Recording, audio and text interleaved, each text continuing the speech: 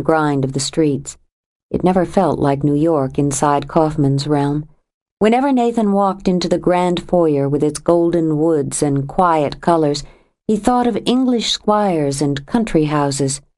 One of Nathan's earliest commissions had been to design the library, to shift walls and ceilings to accommodate Kaufman's enormous collection of books in the understated and traditional style that suited one of the top neurologists in the country. The warm chestnut wood, the wide, intricately carved moldings, the tall sweep of triple windows set back to form a cozy alcove had been Nathan's choices. Kaufman had left it all up to him, chuckling whenever Nathan would ask for an opinion. "You're the doctor on this case, Nathan. Don't ask me to collaborate on the choice of structural beams, and I won't ask you to assist in brain surgery." Now Nathan struggled to compose himself as he waited. This time around, Kaufman was the doctor, and Nathan's present, his future, every choice, large or small, that he would ever make were in Kaufman's skilled hands. It had been 6 days since he'd left Desire, 6 desperately long days. Kaufman strode in, slid the thick pocket doors shut behind him. "Sorry to make you wait, Nathan. You should have helped yourself to a brandy, but brandy's not your drink, is it? Well, I'll have one and you can pretend to join me." "I appreciate your seeing me here, Doctor, and you're doing all this yourself." "Come now, you're part of the family." Kaufman lifted a Baccarat decanter from a sideboard to pour 2 snifters. He was tall, nearly 6'5", an imposing man, both straight and trim after 70 years of living. His hair remained thick, and he allowed himself the vanity of wearing it brushed back like a flowing white mane. He sported a neat beard and mustache that surrounded his somewhat thin mouth. He preferred the no-nonsense lines of British suits, the elegance of Italian shoes, and he never failed to appear perfectly and elegantly turned out. But it was his eyes that drew the onlooker's attention first, and most often held it.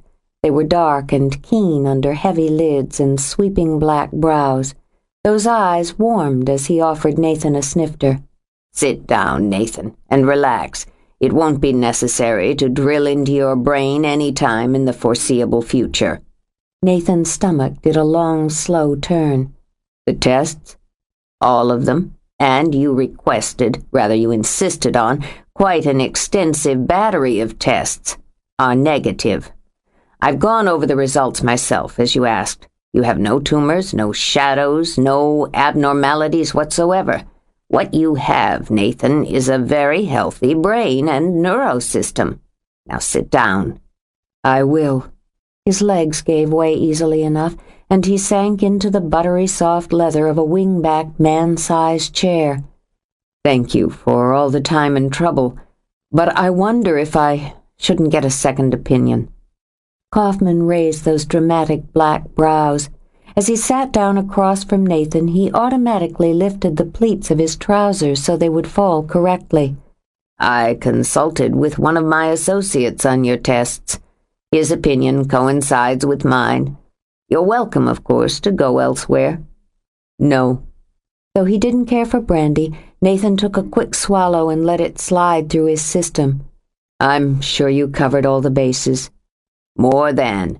The CT and the MRI scans were both perfectly normal. The physical you underwent, the blood work and so forth, only serve to prove that you're a 30-year-old man in excellent health and physical condition." Kaufman swirled his snifter, brought it to his lips. "Now it's time you told me why you felt the need to put yourself through such intensive testing." "I wanted to be sure there wasn't anything physically wrong. I thought I might be having blackouts." "Have you lost time?" "No. Well, how would I know? There's a possibility that I've been blanking out doing something during, what would you call it, a fugue state?" Kaufman pursed his lips. He'd known Nathan too long to consider him an alarmist. "Have you any evidence of that? Finding yourself in places without remembering how you got there?" No, I haven't." Nathan allowed the relief to trickle through slowly. I'm all right then, physically. You're in excellent, even enviable physical condition. Your emotional condition is another matter. You've had a hideous year, Nathan. The loss of your family is bound to have taken its toll on you.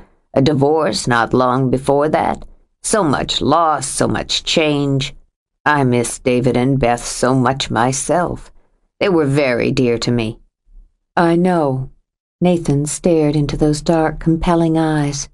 Did you know, he wondered? Did you suspect? But all he saw on Kaufman's face was sympathy and regret. I know they were. And Kyle. Kaufman sighed deeply.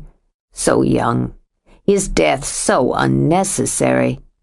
I've had time to cope, to start to accept that my parents are gone. Even to thank God for it, Nathan thought. As for Kyle, we hadn't been close in a long time. Their deaths didn't change that. And you feel guilty that you don't grieve for him as you do for them. Maybe. Nathan set the snifter aside, rubbed his hands over his face.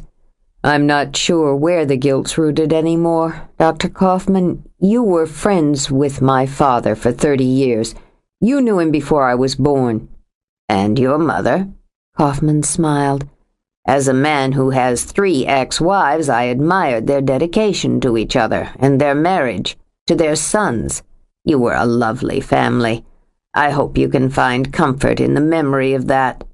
And that, Nathan thought with a sinking heart, was the crux of it.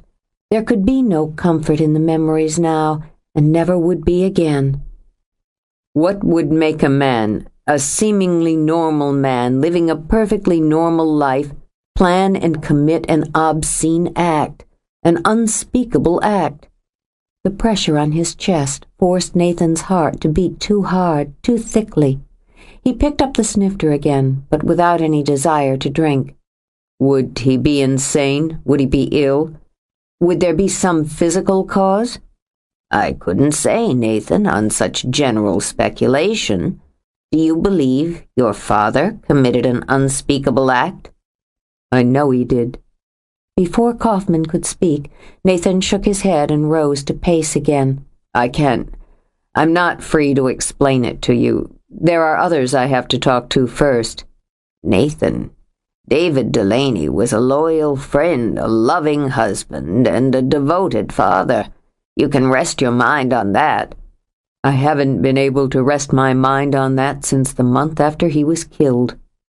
Emotion swirled in his eyes, turning them to smoke. I buried him, Dr. Kaufman, him and my mother, and I'm very tempted to bury the rest, if I could be sure, he said softly, that it's not happening again. Kaufman leaned forward. He'd been treating the human condition for half a century and knew there was no healing of the body or the brain without healing of the heart. Whatever it is you believe he did, you can't bear the weight of it. Who else can? Who else will? I'm the only one left. Nathan. Kaufman let out a little sigh. You were a bright, interesting child, and you have become a talented and intelligent young man. Too often when you were growing up, I saw you shoulder the responsibilities of others. You took on your brothers far too often for your own good, or for Kyle's. Don't make that mistake now over something you can neither change nor repair. I've been telling myself that for the last couple of months. Leave it alone. Live your own life. I decided not to dig into the past, to try to concentrate on the present and forge a future. There's a woman. Ah. Kaufman relaxed, eased back. I'm in love with her. I'm delighted to hear it, and would love to meet her. Has she been vacationing on that island you took yourself to? Not exactly. Her family lives there. She's spending some time. She's had difficulties of her own. Actually, I met her when we were children. When I saw her again, well, to simplify, one thing led to another. I could have prevented it. He moved to the window, to the view of Central Park, which was thick and green with summer. Perhaps I should have. Why would you deny yourself happiness? There's something I know that affects her. If I tell her, she'll despise me. More, I don't know what it will do to her emotionally. Because the park made him think of the forest on Desire, he turned away from it. Would it be better for her to go on believing something that hurts her but isn't true, or to know the truth and have to live with pain she might not be able to bear? I'll lose her if I tell her, and I don't know if I can live with myself if I don't. Is she in love with you? She's beginning to be. If I let things go on as they are, she will be. A ghost of a smile flitted around his mouth. She'd hate hearing me say that, as if it were inevitable, as if she had no control over it. Kaufman heard the warmth come back into Nathan's voice. The boy had always been his favorite, he admitted privately, even among his own grandchildren. Ah, an independent woman. Always more interesting and more difficult. She's fascinating, and she certainly isn't easy. She's strong, even when she's wounded, and she's been wounded enough. She's built a shell around herself, and since I've seen her again, I've watched it crack, watched her open up. Maybe I've even helped that happen. And inside, she's soft, giving. You haven't once said what she looks like. Kaufman found that to be the telling mark. Physical attraction had led him into 3 hot marriages, followed by 3 chilly divorces. More was needed for the long, often sweaty haul. She's beautiful, Nathan said simply. She'd prefer to be ordinary, but it's impossible. Jo doesn't trust beauty. She trusts competency and honesty, Nathan finished, staring down into the brandy he'd barely touched. I don't know what to do. Truth is admirable, but it isn't always the answer. I can't tell you what choice to make, but I've always believed that love, when genuine, holds. Perhaps you should ask yourself which would be more loving, giving her the truth or remaining silent. And if I remain silent, the foundation we build on will already have a crack. Still, I'm the only one alive who can tell her, Dr. Kaufman. Nathan lifted his gaze, and his eyes stormed with emotion. I'm the only one left. Nathan didn't return to the island the next day or the day after. By the 3rd day, Jo had convinced herself it didn't matter. She was hardly sitting around waiting for him to sail across the Sound and scoop her up like a pirate claiming his booty. On the 4th day, she was weepy, despising herself for wandering down to the ferry twice a day, hoping to catch sight of him. By the end of the week, she was furious, and spent a great deal of her time snapping at anyone who risked speaking to her. In the interest of restoring peace, Kate bearded the lion in Jo's room, where she had gone to sulk after a hissing match with Lexi. What in the world are you doing holed up indoors on such a pretty morning? Moving briskly, Kate whisked back the curtains Jo had pulled over the windows. Sunlight beamed in. Enjoying my privacy. If you've come in here to try to convince me to apologize to Lexi, you're wasting your time. You and Lexi can fight your own battles, just like always, as far as I'm concerned. Kate put her hands on her hips. But you'll mind your tone when you speak to me, young lady. I beg your pardon, Jo said coolly, but this is my room. I don't care if you're sitting on top of your own mountain. You won't bear your claws on me. Now, I've been as patient as I know how to be these last few days, but you've mooned around and snarled around here long enough. Then maybe it's time I should think about going home. That's your decision to make. Oh, shake yourself loose, Joellen, Kate ordered with a snap in her own voice. The man's only been gone a week, and he'll certainly be back. Jo firmed her jaw. I don't know what or whom you're referring to. Before she could stop herself, Kate snorted. Don't think you can out-la-di-da me. I've been at it more years. Kate sat down on the bed where Jo was sprawled under the pretense of selecting the final prints for her book. A blind man on a galloping horse could see that Nathan Delaney's got you in a dither, and it's likely the best thing to happen to you in years. I am not in any way, in any shape, any form, in a dither. You're more than halfway in love with him, and it wouldn't surprise me in the least if he'd gone off like this to nudge you over the rest of the way." Since that hadn't occurred to her, Jo felt her blood heat to a boil. Then he's made a very large miscalculation. Going off without a word is hardly the way to win my affections. Then do you want him to know you've been moping around here the whole time he's been gone? Kate lifted a brow as she saw the flush of anger heat Jo's cheeks. "There are plenty who'd be happy to tell him so if you keep this up. I'd hate for you to give him that satisfaction."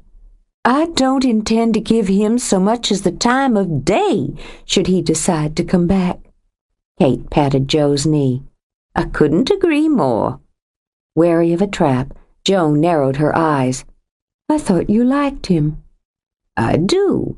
I like him very much, but that doesn't mean I don't think he deserves a good swift kick in the rear end for making you unhappy, and I'd be mighty disappointed in you if you gave him the opportunity to crow over it. So get up," she ordered, rising herself. "Go on about your business.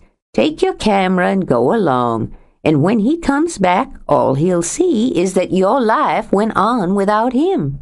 "You're right. You're absolutely right. I'm going to call my publisher and give them the final go-ahead on the last prints. Then I'm going to go out, take some new shots. I've got an idea for another book." Kate smiled as Jo scrambled up and began to pull her shoes on. "That's wonderful. You'll have pictures of the island in it, then?" "All of them. People this time, too. Faces. No one's going to accuse me of being lonely, of hiding behind the lens. I've got more than one facet to me." "Of course you do, sweetie pie. I'll get out of your way so you can get to work." All but vibrating with the pleasure of success, Kate strolled out. Maybe now, she thought, they'd have some peace. The adrenaline carried Jo through that day and into the next. It fueled her, this new ambition. For the first time in her career, she hunted up faces with enthusiasm, began to study and dissect them. She thrilled at the way Giff's eyes twinkled under the brim of his cap, the way his hand gripped a hammer.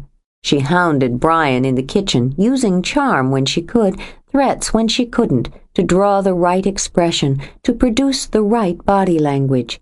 Lexi was easy. She would pose endlessly. But Jo's favorite shot was one of Lexi and Giff, the foolishly happy expressions on their faces as Giff swept Lexi up to spin her in circles just on the edge of the garden. She even trooped after her father, using silence to lull him into relaxing, then capturing the quiet thoughtfulness in his face as he looked out over the salt marsh. "It's time you put that thing away." Sam's brows drew together in irritated embarrassment as she aimed the camera at him again. "Run along and play with that somewhere else." "It stopped being play when they started paying me. Turn just a little to the right and look out toward the water." He didn't move a muscle. "I don't recollect you ever being such a pest before." "I'll have you know I'm a very famous photographer. Thousands cheer when I aim my lens." She clicked quickly when a faint smile tugged at his mouth. "You're so handsome, Daddy, and you look so masterful out here." "You're so damn famous you shouldn't have to flatter people to get their picture." She laughed and lowered the camera. "True enough, but you are handsome. I was taking some shots over at Elsie Pendleton's." "The widow Pendleton?" Jo added, wiggling her eyebrows. "She made a point to ask after you. Several times." "Elsie Pendleton's been looking for a man to replace the one she buried since she tossed the first handful of dirt on his coffin. It ain't by any means going to be me." "For which good sense your family thanks you." He found his lips trembling again, shook his head as much over the reaction as the cause. "You're awfully chipper today." "A nice change, don't you think? I got tired of myself." She crouched down to change lenses, and it occurred to me that a corner needed to be turned. Maybe coming here was the start of it. She paused for a moment, just to look out over the shimmering marsh. facing some things, myself included, and realizing that maybe if I didn't feel loved, it was because I hadn't let anyone love me. She glanced up, saw that he was watching her, searching her face. Don't look for her in me, Daddy. Jo closed her eyes as the pain stabbed through her. Don't look for her in me anymore. It hurts me when you do. Joellen. All my life, I've tried to stop looking like her. In college, when the other girls were fussing and primping, I held back. If I fussed, I'd have to look in the mirror, and I'd see her, just the way you do when you look at me. Her eyes swam as she straightened. What do I have to do, Daddy, to make you see who I am? I do see. I can't help but see her too, but I do see you, Joellen. Don't go spilling over on me here. I'm useless with that female stuff. He stuffed his hands in his pockets and turned away. You get hold of yourself now. It's Lexi who leaks at the drop of a hat, not you. Damn girl'll leak if you look cross-eyed, and if she isn't leaking, she's flouncing. She don't marry that gift soon and get on with things, I'll lose my mind. Jo gave a watery chuckle. Why, Daddy, I didn't know you loved her enough to let her drive you crazy. Course I love her. She's mine, isn't she? He spoke gruffly and made himself turn back to face Jo. So are you. Yes. She smiled and let the ache pass away. So am I. When the light no longer pleased her, Jo locked herself in her darkroom. There was excitement there as well. From film to negatives, from negatives to contacts. These she pored over, scrutinizing details, flaws, shadows through her loupe. Out of a dozen, she might select one that satisfied her strict requirements. Still, her drawing line filled rapidly with prints she felt were worthy. When she came to an unmarked roll of film, she clicked her tongue in annoyance. Careless of her, she thought. She set the timer, flicked off the lights, and began the developing process. The dark soothed her. She could move competently, even mechanically, by feel alone. Anticipation hummed. What would she see here? What would she find? What frozen moment would be preserved forever simply because she had chosen it?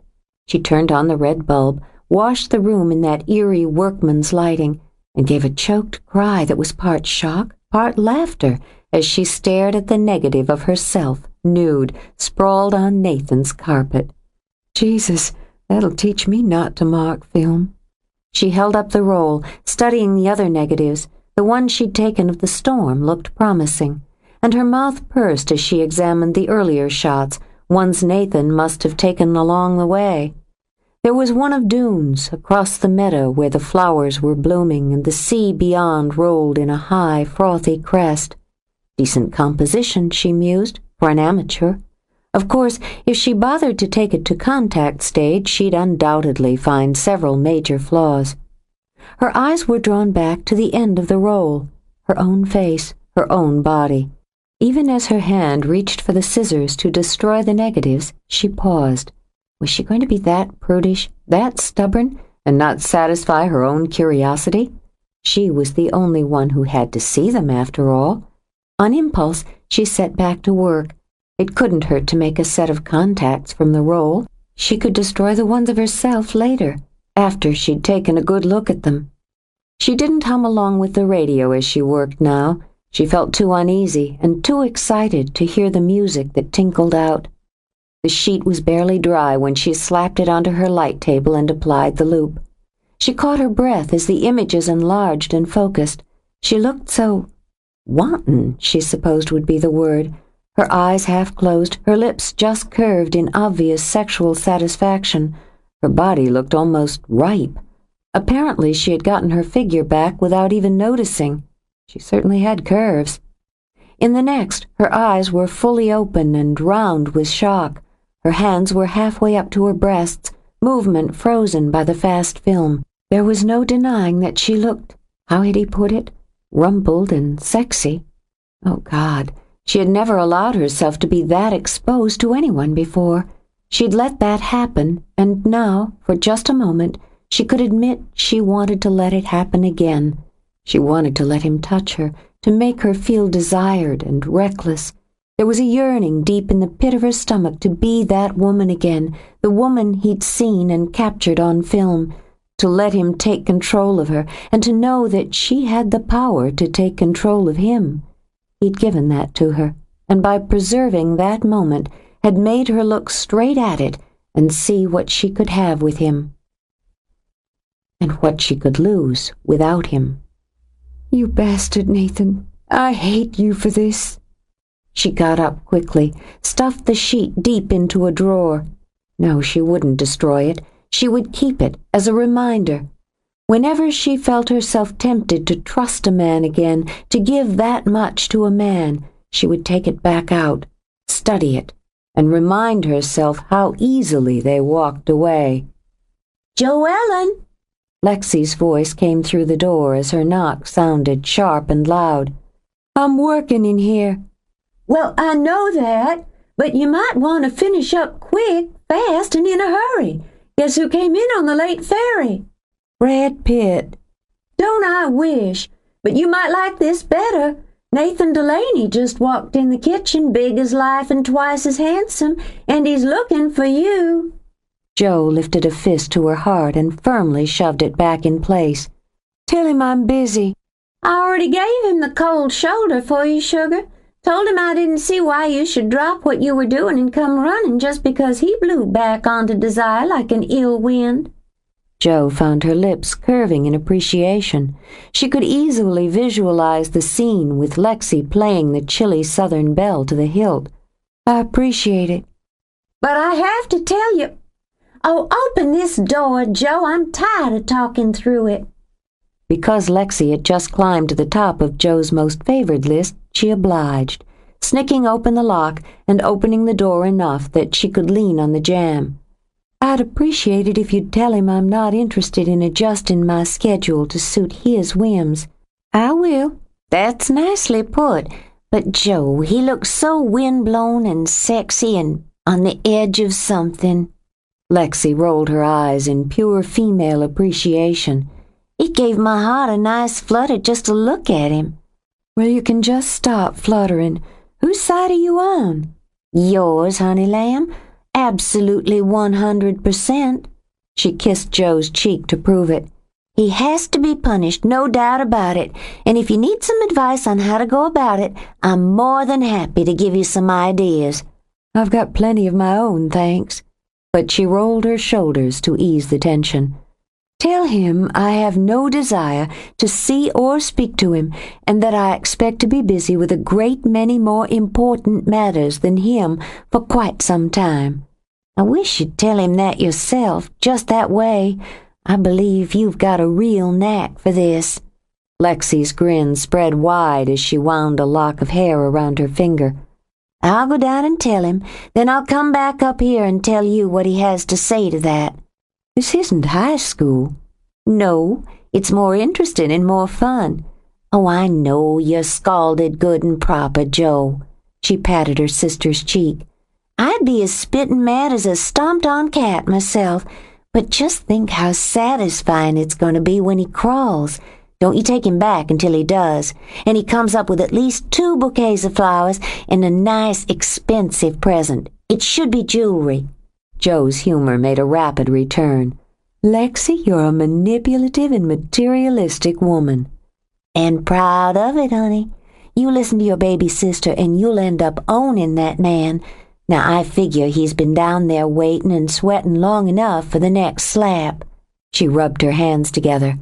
"I'll make it count for you, don't you worry." Joe stayed leaning against the door jamb as Lexi flounced away. "I'll bet you will," she murmured. "And I'll owe you big for it." Satisfied, Joe turned back into the dark room. She tidied her workbench, rearranged her bottles of chemicals, then put them back in their original positions.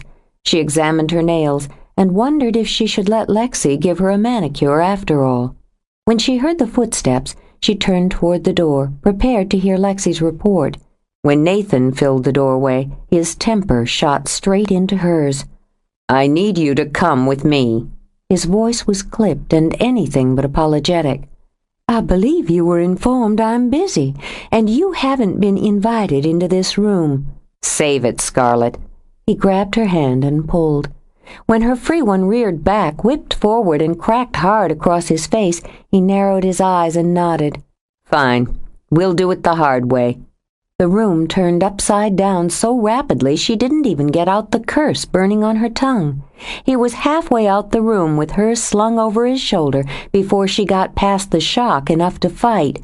"Get your goddamn belly-crawling Yankee bastard hands off me!" She punched at his back, furious that she couldn't manage a full swing. "You think you can send your sister to brush me off in a pig's eye?" He shoved open the door with his shoulder and started down the narrow stairway. "I've been traveling the whole fucking day to get here, and you'll have the courtesy to listen to what I need to say." "Courtesy? Courtesy? What does a snake-oil New York hotshot know about courtesy?"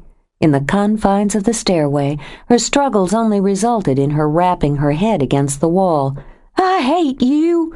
Her ears rang from both the blow and the humiliation. "I've prepared myself for that." Grim and determined, he hauled her into the kitchen. Both Lexi and Brian froze and gaped. "Excuse me," he said shortly, and carried her outside while she left a trail of threats and curses behind them. "Oh," Lexi sighed, long and deep, holding a hand to her heart. "Wasn't that the most romantic thing you've ever seen in all your life?" "Shit." Brian set down the pie he'd just taken out of the oven. "She'll rip his face off first chance she gets." "A lot you know about romance." Lexi leaned against the counter. $20 says he's got her in bed, fully willing, within an hour. Brian heard Joe scream out something about castrating a certain Yankee son of a bitch and nodded. "You're on, darling." 26. Joe sat in simmering silence as Nathan drove the Jeep across the hissing shell road. She wouldn't give him the satisfaction of leaping out of a moving vehicle or of running away once he stopped it. She would simply tear his skin into bloody shreds when they were no longer in danger of running off the road. "This isn't the way I wanted to go about this," Nathan muttered. "I need to talk to you. It's important. A hell of a time you picked to pull some lame female cold shoulder routine." Ignoring her low, purring sound of warning, he dug a deeper hole for himself. "I don't mind a fight. Under any reasonable circumstances, I don't mind a good kick-ass fight. Clears the air. But these aren't reasonable circumstances, and you having your nose out of joint is only complicating an already painful situation." "So it's my fault." She sucked in her breath as he jerked the Jeep to a halt at the cottage. "This is my fault?" "It's not a matter of fault, Joe. That's the whole—" He broke off abruptly, too busy defending himself to bother with more words. She didn't go at him with teeth and nails and heated accusations. She waded in with balled-up fists, and the first several blew right past his guard. Jesus Christ!" He wished he could laugh at them. He wished to God he could just drag her close, pin those surprisingly well-toned arms with his, and just howl at the pair of them. He tasted blood in his mouth, wasn't entirely sure his jaw wouldn't turn out to be broken, and finally managed to hold her down on the seat while both of them panted for breath. "Would you stop it? Would you pull out some modicum of control and stop trying to beat my brains, which I'm assured are in perfect working order, to a bloody pulp?" He tightened his grip, shifting fast as she tried to bring her knee up and render him helpless. "I don't want to hurt you." "Well, that's too bad, because I want to hurt you. I want to send you off limping for treating me this way." "I'm sorry." He lowered his brow to hers and tried to catch his breath. "I'm sorry, Joe." She refused to soften, refused to acknowledge the little trip her heart experienced at the utter despair in his voice. "You don't even know what you're sorry for." "For more than you know." He eased back, met her eyes. "Please come inside. I have things to tell you, things I wish I didn't have to tell you. After I do, you can beat me black and blue and I won't lift a hand to stop you. I swear it." Something was wrong, horribly wrong. The anger dropped away into fear. She kept her voice cool before her imagination ran wild. "It's quite an arrangement. I'll come in and you can say what you have to say. Then we're finished, Nathan." She shoved him away and pushed open her car door. "Because nobody walks away from me," she said in a low, vibrant voice. "Nobody. Ever again." His heart sank, but he led the way inside, switched on the lights. "I'd like you to sit down." "I don't need to sit down, and what you'd like doesn't interest me. How could you go that way?" Even as she rounded on him, she wrapped her arms around herself in defense. "How could you leave my bed and just go without a word, and stay away when you had to know how it would make me feel? If you were tired of me, you still could have been kind." "Tired of you? Sweet Jesus, Joe, there hasn't been a minute of the past 8 days that I haven't thought of you, wanted you." "Do you think I'm stupid enough or needy enough to believe that kind of lie? If you thought of me, wanted me, you couldn't have turned your back on me as if none of it mattered, had ever mattered." "If it hadn't mattered, didn't matter more than anything else in my life, I could have stayed, and we wouldn't be having this conversation." "You hurt me. You humiliated me. I love you." She jerked back as if to avoid a blow. "You expect my knees to go weak now? You think you can say that and make me run into your arms?" "No. I wouldn't love you if you couldn't stand there and spit at me after I'd said it." He walked to her, gave in to the need to touch her, just a brush of his fingertips over her shoulders. "And I do love you, Joellen. Maybe I always did. Maybe that 7-year-old girl ruined me for anyone else. I don't know. But I need you to believe me. I need to say it, and I need you to believe it before I start the rest."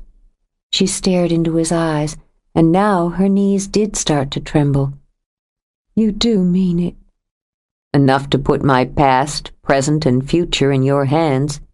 He took hers in his for a moment, studied them, memorized them, then let them go. "I went back to New York.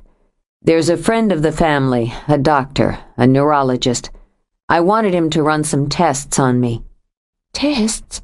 Baffled, she pushed at her hair. "What kind of... Oh, my God!" It struck her like a fist, hard in the heart. "You're sick! A neurologist? What is it? A tumor?" Her blood shivered to ice in her veins. "But you can have treatment. You can..." "I'm not sick, Joe. There's no tumor. There's nothing wrong with me. But I had to be sure." "There's nothing wrong?" She folded her arms again, hugged them to her body. "I don't understand. You went back to New York to have tests run on your brain when there's nothing wrong with you?" "I said I needed to be sure, because I thought I might have had blackouts or been sleepwalking or had fugues, and have maybe killed Susan Peters." She lowered herself gingerly, bracing a hand on the back of the chair as she sat on the arm. She never took her eyes off his. "Why would you think such a crazy thing?" "Because she was strangled here on the island. Because her body was hidden. Because her husband, her family, her friends might have gone the rest of their lives, not knowing what had happened." "Stop it!" She couldn't get her breath, had to fight back the urge to clap her hands over her ears. Her heart was beating too fast, making her head spin, her skin damp. She knew the signs, the panic waiting slyly to spring. "I don't want to hear any more of this." "I don't want to tell you any more, but neither one of us has a choice." He braced himself, not only to face it, but to face her. "My father killed your mother." "That's insane, Nathan." She willed herself to get up and run, but she couldn't move. "And it's cruel." "It's both. And it's also the truth. 20 years ago, my father took your mother's life." "No. Your father, Mr. David, was kind. He was a friend. This is crazy talk. My mother left." Her voice shuddered and broke, then rose. "She just left." "She never left Desire. He put her body in the marsh, buried her in the salt marsh. Why are you saying this? Why are you doing this? Because it's the truth, and I've avoided it too long already. Nathan forced himself to say the rest, to finish it while she shut her eyes and shook her head fiercely. He planned it from the minute he saw her when we arrived that summer. No, stop this. I can't stop what's already happened. He kept a journal and evidence in a safe deposit box. I found it all after he and my mother died. You found it? Tears leaked through her lashes as she wrapped her arms tight around her body and rocked. You came back here? I came back here to face it, to try to remember what that summer had been like, what he had been like then, and to try to decide whether to leave it all buried or to tell your family what my family had done. The familiar flood of sick panic rushed through her, roared in her head, raced through her blood. You knew all along, and you came back here. You took me to bed knowing? Nausea made her dizzy as she surged to her feet. You were inside me. Rage sliced through her an instant before her hand cracked across his cheek. I let you inside me. She slapped him again, viciously. He neither defended himself nor evaded the blows. Do you know how that makes me feel? He'd known she would look at him just like this, with hate and disgust, even fear. He had no choice but to accept it. I didn't face it. My father... He was my father. He killed her. He took her away from us, and all these years... Joe, I didn't know until after he died. I've been trying to come to grips with it for months. I know what you're going through now. You can't know. She flung the words out. She wanted to hurt him, to scar him, to make him suffer. I can't stay here. I can't look at you. Don't! She jerked back, hands fisted when he reached out. Don't put your hands on me. I could kill you forever putting them on me. You bastard! You stay away from me and my family! When she ran, Nathan didn't try to stop her. He couldn't, but he followed her erratic dash, keeping her in sight. If he could do nothing else, he would make certain she arrived safe at Sanctuary. But it wasn't to Sanctuary that she fled. She couldn't go home, couldn't bear it. She couldn't get her breath, couldn't clear her vision. Part of her wanted to simply fall to the ground, curl up and scream until her mind and body were empty of grief. But she was terrified that she'd never find the strength to get up again.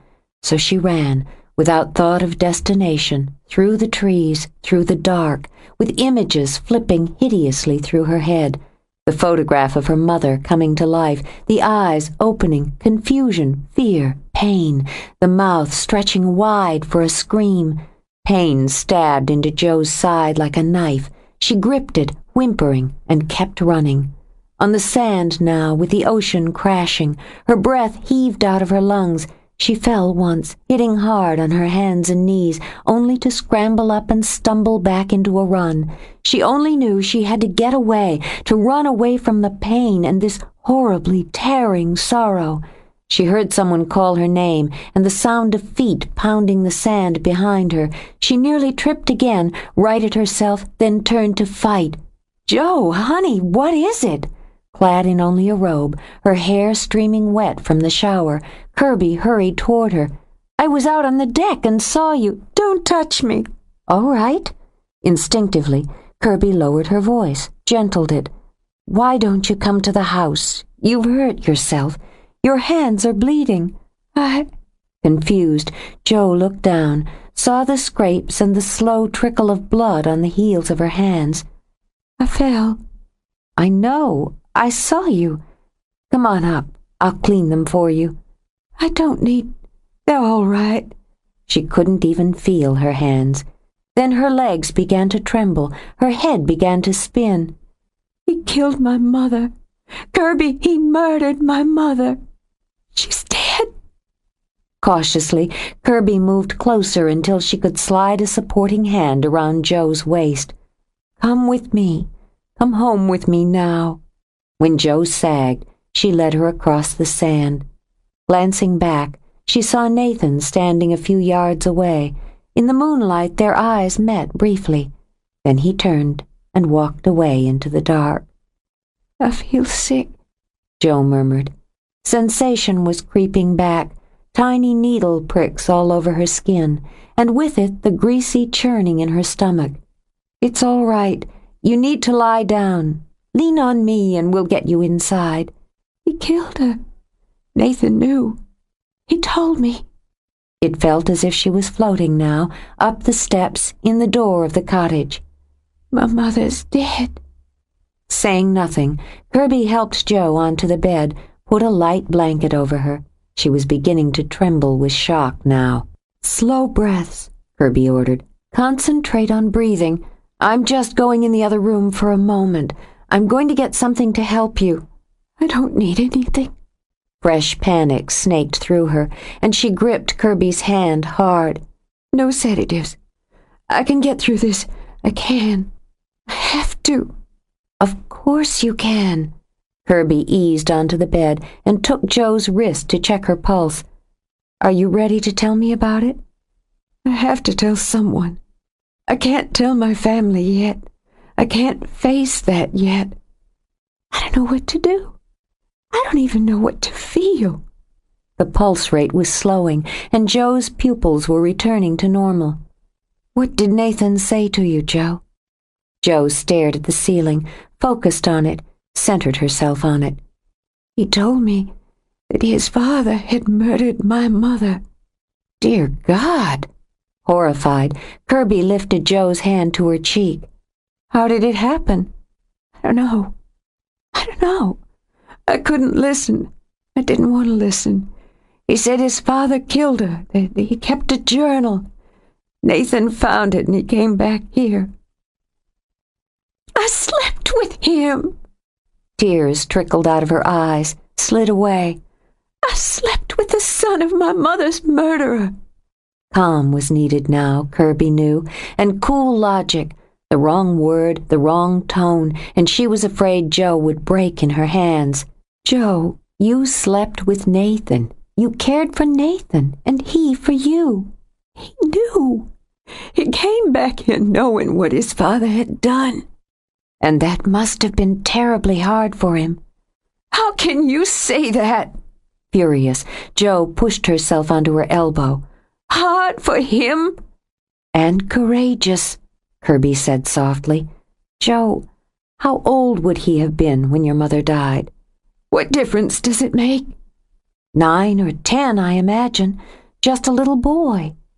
Are you going to blame the little boy?" "No. No. But he's not a little boy now, and his father—" "Nathan's father, not Nathan."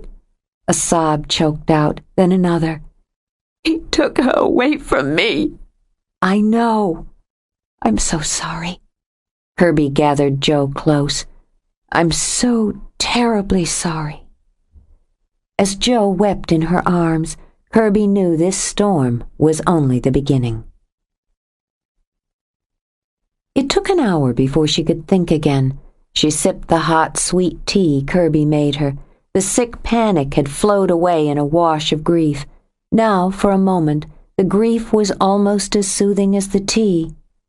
"I knew she was dead. Part of me always knew from the time it happened. I would dream of her.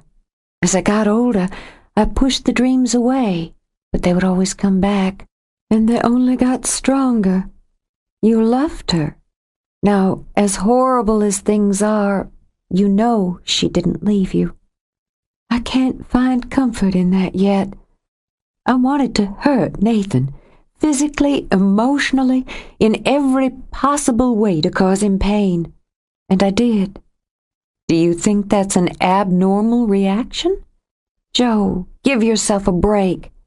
"I'm trying to. I nearly cracked again. I would have if you hadn't been there." "But I was." Kirby squeezed Joe's hand. And you're stronger than you think. Strong enough to get through this. I have to be. She drank more tea, then set the cup down. I have to go back to Nathan's. You don't have to do anything tonight but get some rest. No, I never asked why or how or... She shut her eyes. I have to have the answers. I don't think I can live with this until I have the answers. When I go to my family, I have to know it all. You could go to them now. I'll go with you. You could ask the questions together. I have to do it alone. I'm at the center of this, Kirby. Despite the medication Kirby had given her, Joe's head throbbed nastily. When she opened her eyes, they were brutally dark in a colorless face. I'm in love with the man whose father murdered my mother.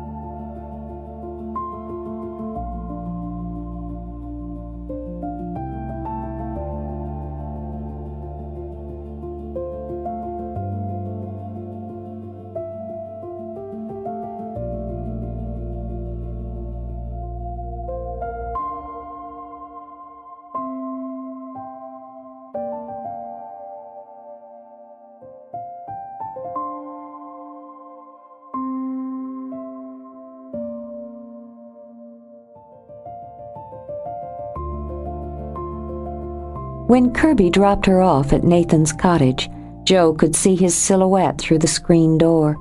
She wondered if either of them would ever do a harder thing in their lives than facing the past and each other. He said nothing as she climbed the steps, but opened the door, stepped back to let her in. He'd thought he would never see her again, and he wasn't sure whether that would have been harder to live with, or if seeing her like this, pale and stricken, was worse. I need to ask you. I need to know. I'll tell you what I can. She rubbed her hands together so that the small pain of her scratched palms would keep her centered. Were they involved? No. He wanted to turn away, but forced himself to face the pain in her eyes. There was nothing like that between them. Even in the journal he wrote that she was devoted to her family, to her children, her husband, Joe. But he wanted there to be. He wanted her. She opened her hands. They fought? There was an accident? Her breath shuddered, and the words were a plea. It was an accident. No. God. It was worse, he thought. By every second that passed, it grew worse. He knew her habits. He studied them.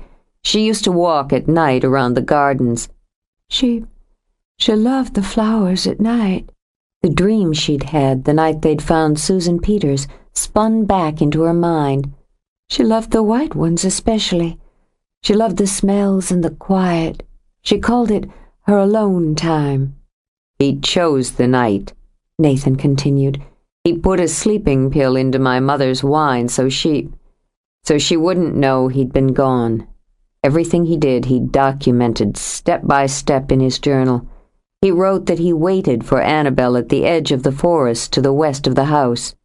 It was killing him by degrees to say it, to look into Joe's face and say it. He knocked her unconscious and took her into the forest. He had everything set up. He'd already set up his lights, his tripod. It wasn't an accident. It was planned. It was premeditated. It was deliberate. But why? She had to sit. On legs stiff and brittle as twigs, she stumbled to a chair. I remember him. He was kind to me and patient. Daddy took him fishing, and Mama would make him pecan pie now and then because he was fond of it. She made a helpless sound, then pressed her fingers to her lips to hold it back.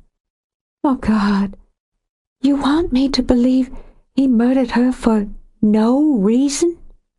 He had a purpose. He did turn away now and strode into the kitchen to drag a bottle of scotch from a cupboard. You could never call it a reason. He splashed the liquor into a glass, tossed it back quickly and hissed through the sting. With his palms braced on the counter, he waited for his blood to settle. I loved him, Joe. He taught me how to ride a bike, how to field a grounder. He paid attention. Whenever he traveled, he'd call home, not just to talk to my mother, but to all three of us. And he listened. Not just the pretense of listening some adults think a child can't see through. He cared. He turned back to her, his eyes eloquent. He would bring my mother flowers, for no reason. I'd lie in bed at night and listen to them laughing together. We were happy, and he was the center of it.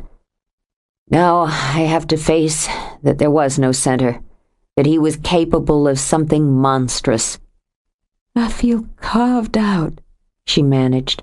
Her head seemed to be floating somewhere above her shoulders. Scraped out, raw. All these years. She squeezed her eyes tight a moment. Your lives just went on? He was the only one who knew, and he was very careful. Our lives just went on, until his ended, and I went through his personal papers and found the journal and photographs. Photographs. The floating sensation ended with a jerk. Photographs of my mother, after she was dead. He had to say it all, no matter how even the thought ripped through his brain. The decisive moment, he called it. Oh, my God. Lectures heard, lectures given, whirled in her head. Capturing the decisive moment, anticipating when the dynamics of a situation will reach peak, knowing when to click the shutter to preserve that most powerful image. It was a study, an assignment. It was his purpose, to manipulate, to cause, to control, and to capture death. Nausea churned violently. He downed more scotch, pitting the liquor against the nausea. It wasn't all. It can't be. There was something warped inside him, something we never saw, something no one ever saw or suspected. He had friends, a successful career. He liked to listen to ball games on TV and read mystery novels. He liked to barbecue. He wanted grandchildren. It was tearing him apart, every word, every memory. There is no defense, he said. No absolution. She stepped forward. Every emotion inside her coalesced and focused on one point. He took photographs of her face, her eyes, of her body, nudes.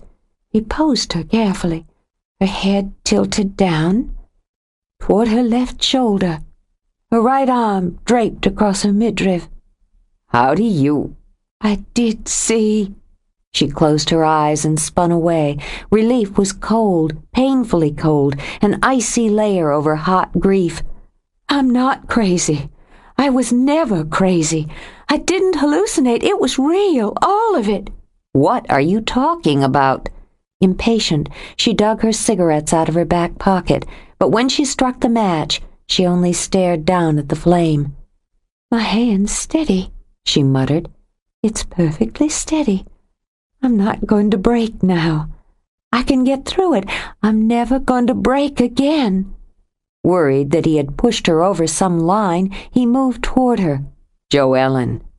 I'm not crazy. Her head snapped up. Calmly, she touched the flame to the tip of her cigarette. I'm not going to shatter and fall ever again. The worst is just the next thing you have to find room for and live with. She blew out smoke, watched it haze, then vanish. Someone sent me a photograph of my mother. One of your father's photographs. His blood chilled. That's impossible. I saw it. I had it in my hands. It's what snapped me. What I couldn't find room for then. You told me someone was sending you pictures of yourself. They were. It was with them in the last package I got in Charlotte, and afterward, when I was able to function a little, I couldn't find it. Whoever sent it got into my apartment and took it back. I thought I was hallucinating, but it was real. It existed. It happened. I'm the only one who could have sent it to you. I didn't. Where are the pictures, the negatives? They're gone. Gone? How? Kyle wanted to destroy them and the journal. I refused. I wanted time to decide what to do. We argued about it. His stand was that it had been 20 years. What good would it do to bring it all out? It could ruin both of us. He was furious that I would even consider going to the police or to your family. The next morning he was gone. He'd taken the photographs and the journal with him. I didn't know where to find him. Next I heard, he'd drowned. I have to assume he couldn't live with it, that he destroyed everything, then himself. The photographs weren't destroyed. Her mind was very clear and cold. They exist, just like the ones of me exist. I look like my mother. It's not a large leap to shift an obsession with her to one with me. Do you think I haven't thought of that? That it hasn't terrified me?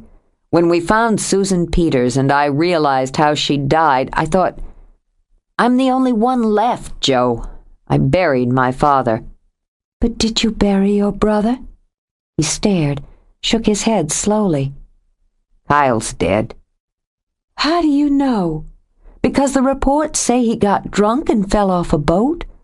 And what if he didn't, Nathan? He had the photographs, the negatives, the journal. But he did drown.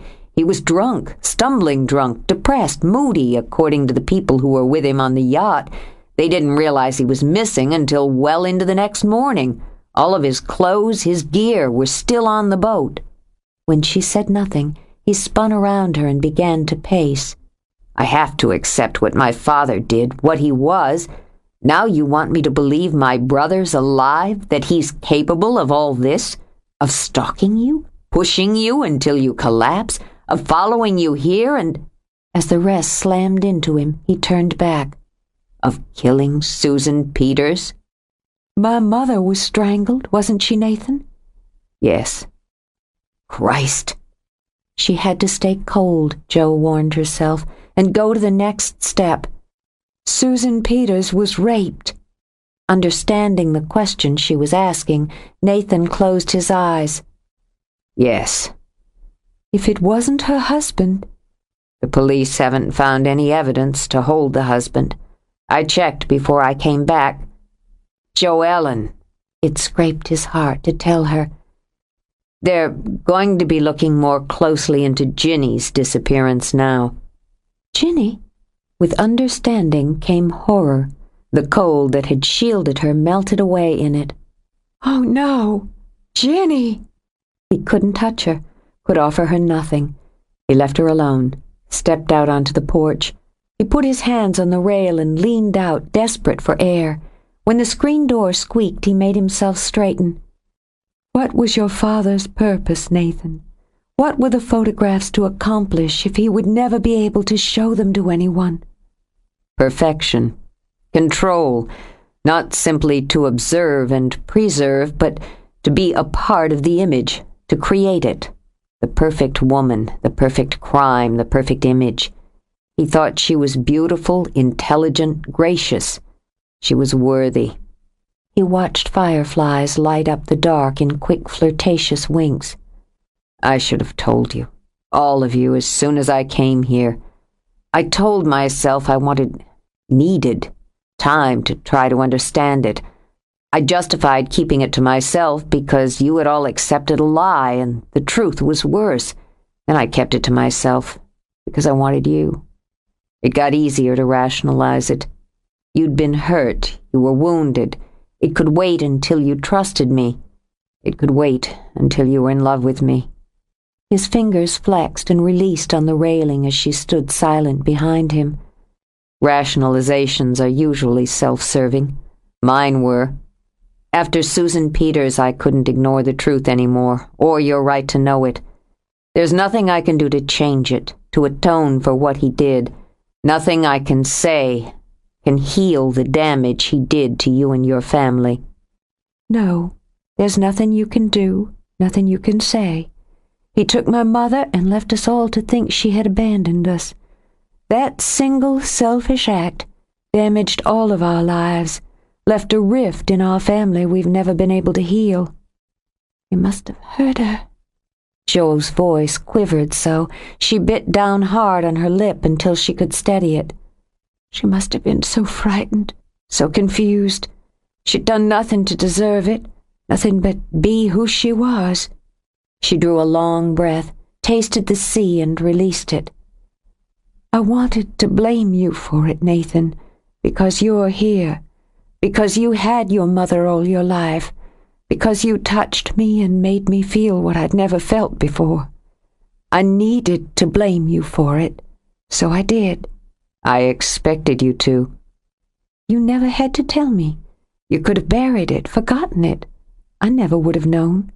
"I'd have known, and every day I'd have had with you would have been a betrayal." He turned to her.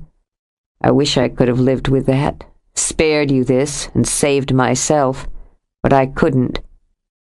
"And what now?" Lifting her face to the sky, she searched her heart. "Am I to make you pay what can't be paid? Punish you for something that was done to both of us when we were children?" "Why shouldn't you?" Bitterness clogged his throat as he looked out into the trees, where the river flowed in secret silence. "How could you look at me and not see him and what he did, and hate me for it?" It was exactly what she had done, Joe thought. She had looked at him, seen his father, and hated. He had taken it, the verbal and physical blows, without a word in his own defense. Courageous, Kirby had called him, and she'd been right. How badly he'd been damaged, she realized. She wondered why it had taken her even this long to realize that however much harm had been done to her, an equal share had been done to him. "You don't give me much credit for intelligence or compassion. Obviously you have a very low opinion of me." He hadn't known he had the strength left to be surprised. He stared at her in disbelief. "I don't understand you." "No, you certainly don't. If you think that after I'd had time to accept it, to grieve, I would blame you or hold you accountable." "He was my father." "And if he was alive, I'd kill him myself for what he did to her, to all of us, to you. I'll hate him for the rest of my life. There will never be forgiveness in me for him. Can you make room to live with that, Nathan? Or are you just going to walk away? I'll tell you what I'm going to do." She rushed on before he could speak, her words fast and hot. "I'm not going to let myself be cheated. I'm not going to let the chance of real happiness be stolen from me. But if you walk away, I'll learn to hate you. I can do it if I have to, and no one will ever hate you more than I will."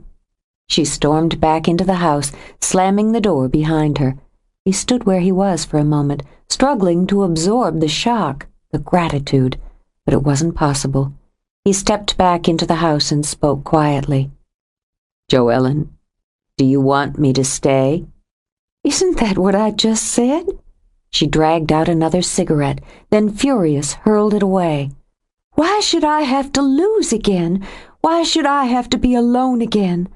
How could you come here and make me fall in love with you, then cut yourself out of my life because you think it's best for me, because you think it's the honorable thing to do?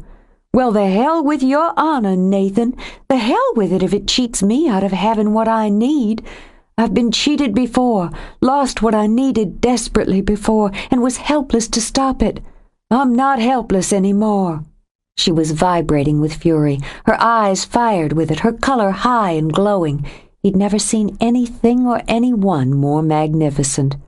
"Of all the things I imagined you'd say to me tonight, this wasn't it.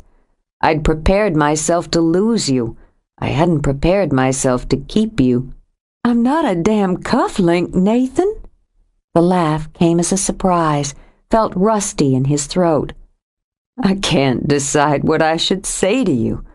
All I can think of is that I love you." "That might be enough, if you were holding on to me when you said it." His eyes stayed on hers as he walked toward her. His arms were tentative at first, then tightened until he buried his face in her hair. "I love you." Emotions swamped him as he drew in the scent of her, the taste of her skin against his lips. I love you, Joellen, every part of you. Then we'll make it enough.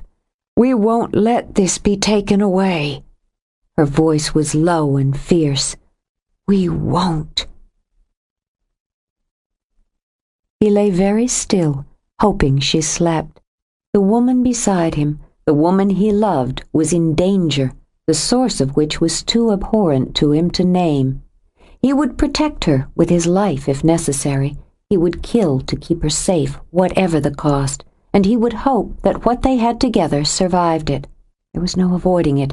They had stolen a moment, taken something for themselves, but what haunted them from 20 years before and now would have to be faced. Nathan, I have to tell my family. In the dark, she reached for his hand. I need to find the right time and the right way. I want you to leave that to me. You have to let me be there, Joe. It should be done your way, but not alone. All right, but there are other things that need to be handled, need to be done. You need protection. Don't try to go white knight on me, Nathan. I find it irritating. The lazy comment ended on a gasp when he hauled her up to her knees. Nothing happens to you. His eyes gleamed dangerously in the dark. Whatever it takes, I'm going to see to that. You'd better start by calming yourself down, she said evenly. I'm of a mind that nothing happens to either of us, so we have to start thinking and we have to start doing. There are going to be rules, Joe. The first is that you don't go anywhere alone. You don't step off your own porch by yourself until this is over. I'm not my mother. I'm not Jenny. I'm not Susan Peters. I'm not defenseless or stupid or naive. I will not be hunted for someone's sport. Because a show of temper would only wound her pride and make her angry, he latched on to calm. If necessary, I'll haul you off the island just the way I hauled you here tonight. I'll take you somewhere safe and I'll lock you in. All it'll take to avoid that unhappy event is your promise not to go anywhere alone. You have an inflated image of your own capabilities. Not in this case, I don't. He caught her chin in his hand. Look at me, Joe. Look at me. You're everything. I'll take anything else. I'll face anything else. But I won't face losing you. Not again. She trembled once, not from anger or fear, but from the swift, hard flood of emotion. No one's ever loved me this much. I can't get used to it. Practice. And promise. I won't go anywhere by myself. She let out a sigh. This relationship business is nothing but a maze of concessions and compromises. That's probably why I've managed to avoid it all this time. She sat back on her heels. We're not going to stand around and just let things happen. I'm not the only woman on the island. She trembled again. I'm not Annabelle's only daughter. No, we're not going to stand around and wait. I'm going to make some calls, gather any information on Kyle's accident that I might have missed before. I wasn't thorough. It wasn't an easy time, and I might have let something slip by. What about his friends, his finances? I don't know a lot about either. We weren't as close the last few years as we used to be. Nathan rose to open the windows and let in the air. We drifted into different places, became different people. What kind of a person did he become? He was, I guess you'd call him a present-focused sort. He was interested in now, seize the moment and wring it dry. Don't worry about later, about consequences or payment. He never hurt anyone but himself. It was vitally important that she understand that. Just as important, Nathan realized, that he understand it himself. Kyle just preferred the easy way, and if the easy way had a shortcut, all the better. He had a lot of charm, and he had talent. Dad was always saying if Kyle would put as much effort into his work as he did his play, he'd be one of the top photographers in the world. Kyle said Dad was too critical of his work, never satisfied, jealous because he had his whole life and career ahead of him. He paused, listened to the words replay in his head, and suffered their implication. Was it competition? A twisted need for the son to outdo the father? His head began to pound again, hard beats at the temples. "I'll make the calls," Nathan said flatly. "If we can eliminate that possibility, we can concentrate on others. Kyle might have gotten drunk, showed the photos to a friend, an associate." Maybe.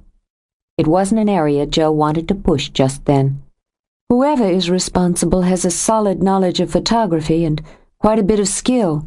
It's inconsistent, occasionally lazy, but it's skill. Nathan only nodded. She'd just described his brother perfectly. He would have to be doing his own developing, she continued, relieved to be able to concentrate on practical steps, which means access to a dark room. He must have had one in Charlotte, and then when he came down here, he'd have needed to arrange for another. The package I got here was mailed from Savannah. "You can rent darkroom time." "Yeah, and that might be what he did, or he rented an apartment, a house, brought in his own equipment, or bought new. He would have more control, wouldn't he, if it was his own place, his own equipment?" Her eyes met Nathan's. "That's what drives this, the control. He could go back and forth between the mainland and the island.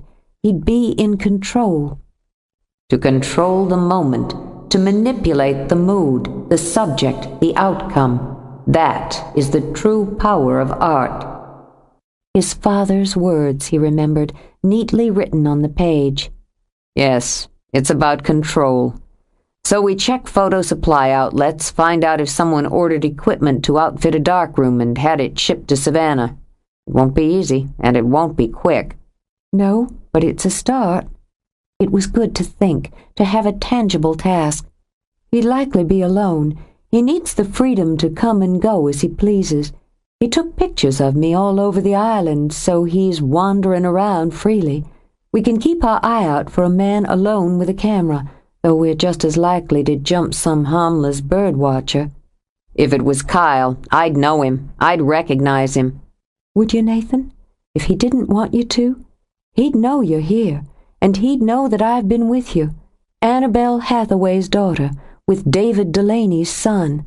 There are some who might see that as coming full circle, and if that's so, I don't believe you're any safer than I am. 27. Joe slept into midday and woke alone. She couldn't remember the last time she'd slept until 10, or when she had enjoyed such a deep and dreamless sleep. She wondered if she should have been restless, edgy, or weepy. Perhaps she'd been all of those things long enough, and there was no need to go on with them now that she knew the truth. She could grieve for her mother, and for a woman the same age as Joe was now, who had faced the worst kind of horror. But more, she could grieve for the years lost in the condemnation of a mother, a wife, a woman who had done nothing more sinful than catch the eye of a madman. Now there could be healing. "He loves me, Mama," she whispered. "Maybe that's fate's way of paying us all back for being cruel and heartless 20 years ago. I'm happy. No matter how crazy the world is right now, I'm happy with him."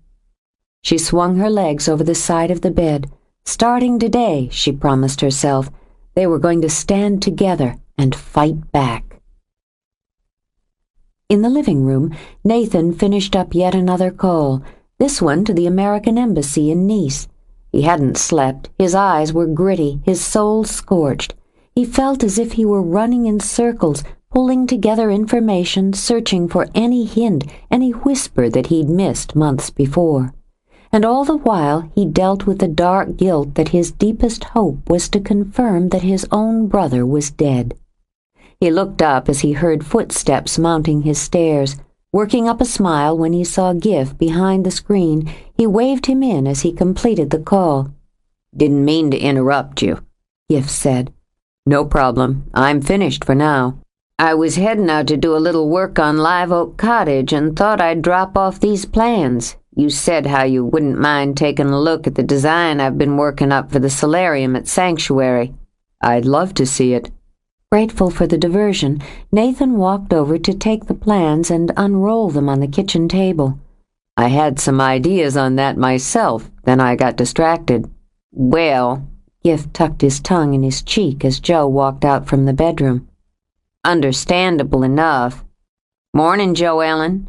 She could only hope she didn't flush like a beet and compound the embarrassment as both men stared at her. She'd pulled on one of Nathan's t-shirts and nothing else. Though the bottom of it skimmed her thighs, she imagined it was obvious that she wore nothing under it. This would teach her, she supposed, to follow the scent of coffee like a rat to the tune of the pipe. "Morning, Gif." "I was just dropping something off here." "Oh, well, I was just going to get some coffee." She decided to brazen it out and walked to the counter to pour a mug. "I'll just take it with me." Gif couldn't help himself. It was such a situation, and since he was dead sure Lexi would want all the details, he tried for more. "You might want to take a look yourself. Kate's got that bee in her bonnet about this sunroom add-on. You always had a good eye for things." Manners or dignity. It was an impossible decision for a woman raised on Southern traditions. Jo did her best to combine both and stepped over to study the drawing.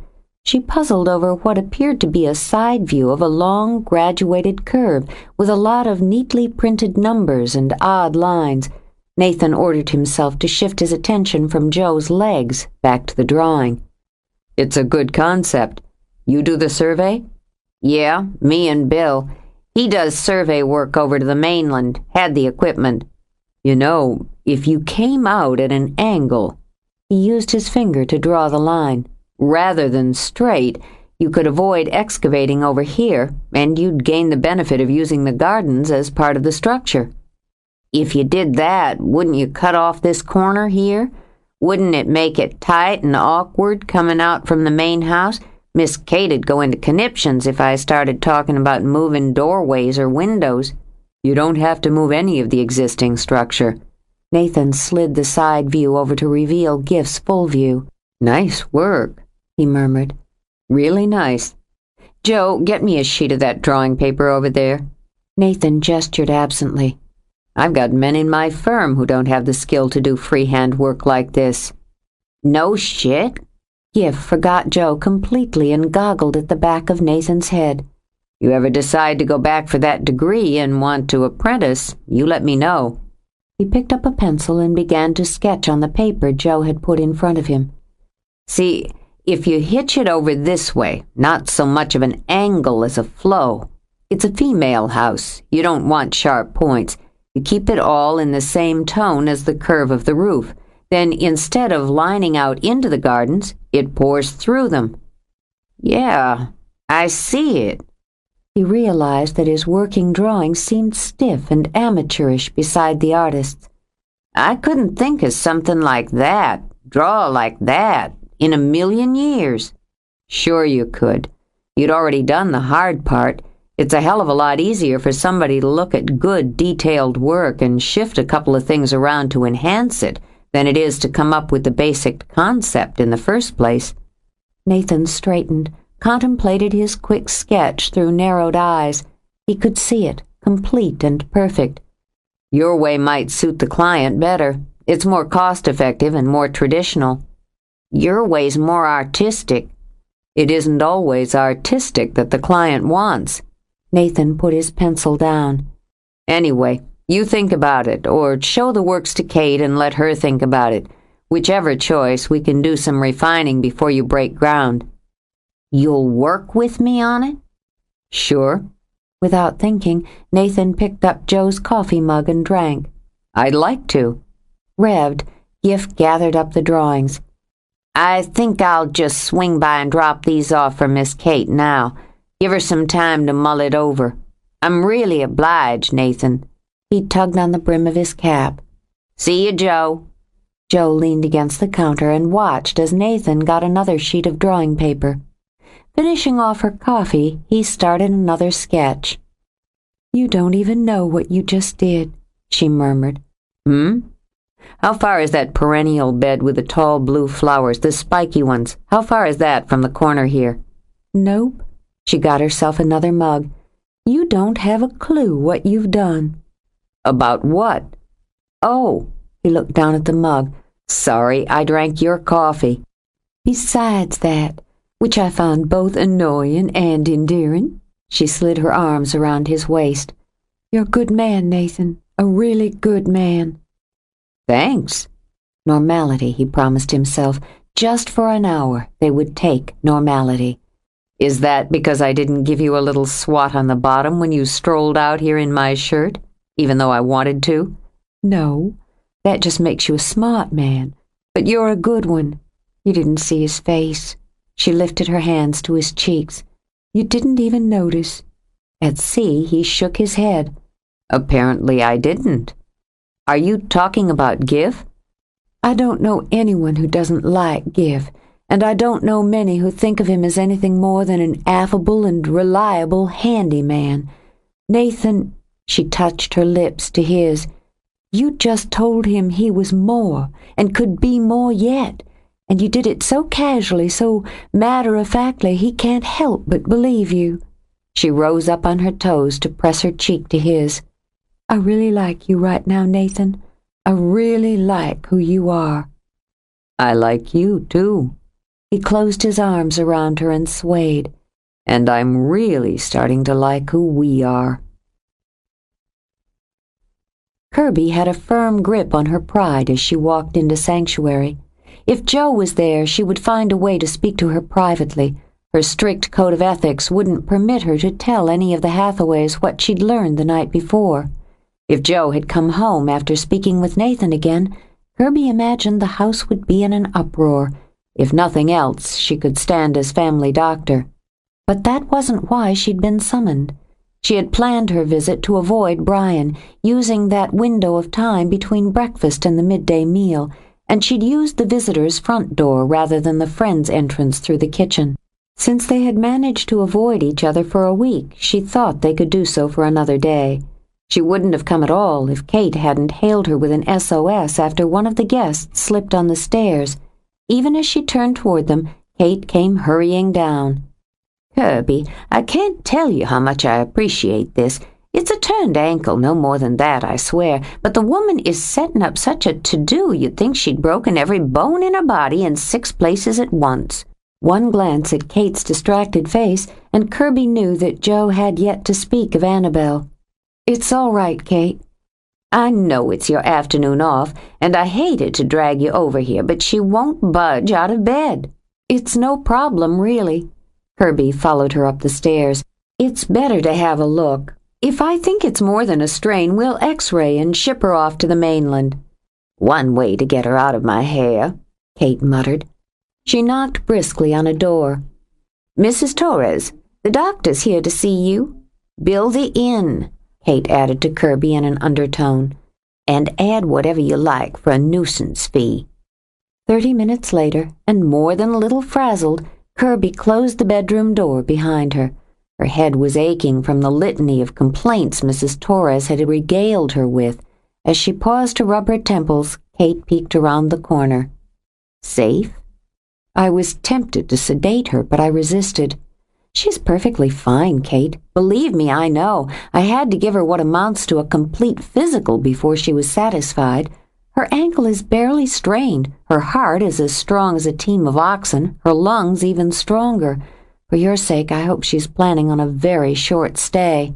She leaves the day after tomorrow, thank the Lord. Come on down. Let me get you a nice glass of lemonade, a piece of that cherry pie Brian made yesterday. I really need to get back. I've got stacks of paperwork to wade through. I'm not sending you back without a cold drink. This heat's enough to fell a horse. I like the heat, she began, then came to a dead halt as Brian walked in the front door. His arms were full of flowers. They should have made him look foolish. She wanted him to look foolish. Instead, he looked all the more male, all the more attractive, with his tanned, well-muscled arms loaded down with freshly cut blossoms. Oh, Brian, I'm so glad you got to that. Kate hurried down with her mind racing at light speed. I was going to cut for the fresh arrangement myself this morning, but this crisis with Mrs. Torres threw me off my stride. She chattered on as she transferred flowers from his arms to hers. I'll just take it from here. You don't have any sense at all about how to arrange them. I swear, Kirby, the man just stuffs them into a vase and thinks that's all there is to it. Brian, you go fix Kirby a lemonade. Make her eat a piece of pie. She's come all the way out here just to do me a favor, and I won't have her going off until she's been paid back. Run along now while I take this upstairs." She headed up the steps, willing the two of them not to behave like fools. "I don't need anything," Kirby said stiffly. "I was just on my way out." "I imagine you can spare 5 minutes to have a cold drink and avoid hurting Kate's feelings." "Fine. It's a quicker trip home through the back anyway." She turned and started down the hall at a brisk pace. She wanted to be away from him. When he found out about his mother, she would do what she could for him, but for now she had her own pain to cope with. "How's the patient?" "She could dance a jig if she wanted to. There's not a thing wrong with her." She pushed through the door and stood stubbornly while he got out a pitcher of golden yellow lemonade swimming with mint and pulp. When her mouth watered, she swallowed resolutely. "How's your hand?" "It's all right. I don't really notice it." "I might as well look at it while I'm here." She set her bag down on the breakfast table. "The suture should have been removed a couple of days ago." "You were leaving." "It'll save you a trip out to see me." He stopped pouring her lemonade and looked at her. The sun was streaming through the window at her back, licking light over her hair. Her eyes were a dark, stormy green that made his loins tighten. "All right." He carried her glass to the table and sat down. Despite the heat, her hands were cool. Despite her anger, they were gentle. She saw no swelling or puffiness, no sign of infection. The edges of the wound had fused neatly. He would barely have a scar, she decided, and opened her bag for her suture scissors. "This won't take long." "Just don't put any new holes in me." She clipped the first suture, tugged it free with tweezers. "Since we both live on this island, and it's likely we'll be running into each other on a regular basis for the rest of our lives, perhaps you'd do me the courtesy of clearing the air." "It's clear enough, Kirby." "For you, apparently, but not for me." She clipped, tugged. "I want to know why you turned away from me, why you decided to end things between us the way you did." "Because they'd gone farther than I'd intended them to. Neither one of us thought it would work. I just decided to back off first, that's all." "Oh, I see. You dumped me before I could dump you." "More or less." He wished he couldn't smell her. He wished she'd had the decency not to rub that damned peach-scented lotion all over her skin to torment him. "I'd see it more as just a matter of simplifying." "And you like things simple, don't you? You like things your way, in your time, and at your pace." Her voice was mild, and though he wasn't sure he could trust it, particularly when she had a sharp implement in her hand, he nodded. "That's true enough. You're the same, but your way, your time, and your pace are different from mine." "I can't argue with that. You prefer a malleable woman, a delicate one who sits patiently and waits for your move and your whim. That certainly doesn't describe me." "No, it doesn't. And the fact is, I wasn't looking for a woman, or a relationship, whatever you choose to call it. You came after me, and you're beautiful. I got tired of pretending I didn't want you." "That's fair. And the sex was good for both of us, so there shouldn't be any complaints." She removed the last suture. "All done?" She lifted her eyes to his. "All done, Brian. The scar will fade. Before long you won't even remember you were hurt. Now that the air's all clear, I'll be on my way." He remained where he was when she rose. "I appreciate it." "Don't give it a thought," she said with a voice like frosted roses. "I won't." She left by the back, quietly and deliberately closing the screen behind her. She didn't start to run until she was into the shelter of the trees.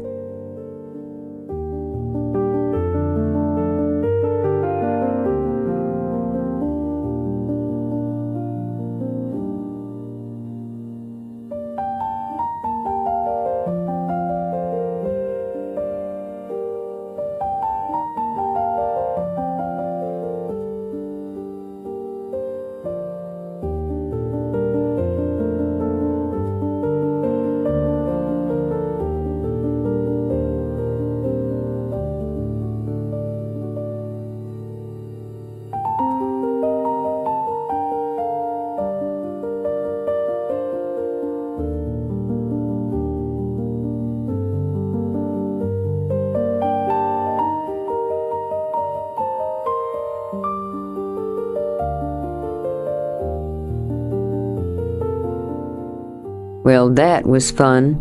Ryan picked up Kirby's untouched lemonade and downed it in several long gulps. It hit his tortured stomach like acid. He'd done the right thing, hadn't he? For himself and probably for her. He'd kept things from stringing out, getting too deep and complicated. All he'd done was nick her pride, and she had plenty of it to spare. Pride and class and brains and a tidy little body with the energy of a nuclear warhead. Christ, she was a hell of a woman. No, he'd done the right thing, he assured himself, and ran the cold glass over his forehead because he suddenly felt viciously hot inside and out. She would have set him aside eventually and left him slack-jawed and shot in the knees. Women like Kirby Fitzsimmons didn't stay.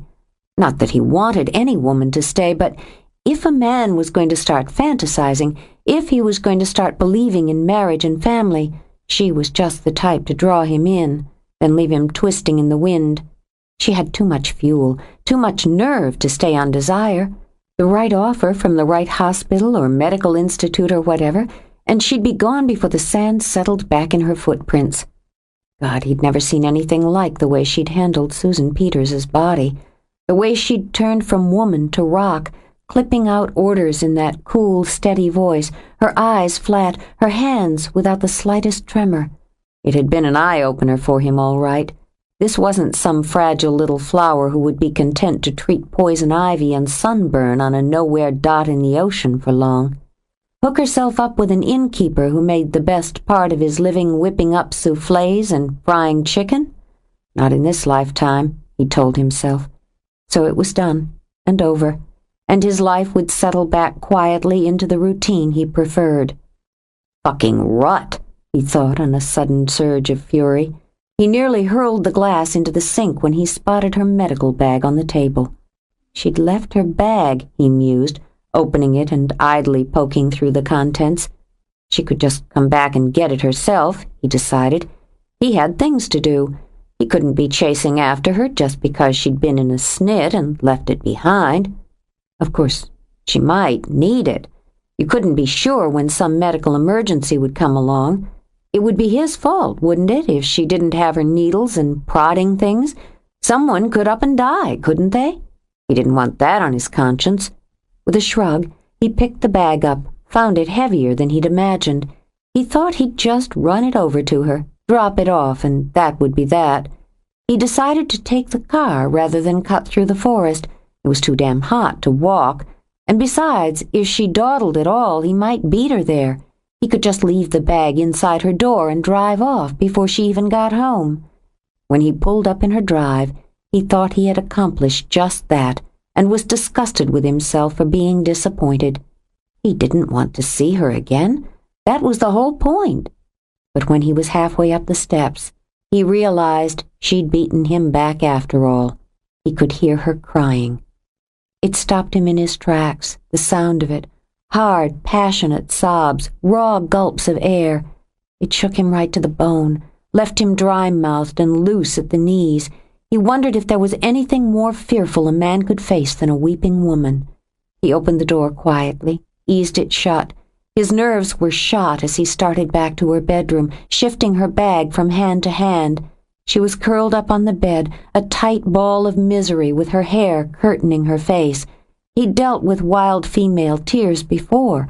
A man couldn't live with Lexi half his life and avoid that. But he'd never expected such unrestrained weeping from Kirby. Not the woman who had challenged him to resist her, not the woman who had faced the result of murder without a quiver, not the woman who had just walked out of his kitchen with her head high and her eyes cold as the North Atlantic.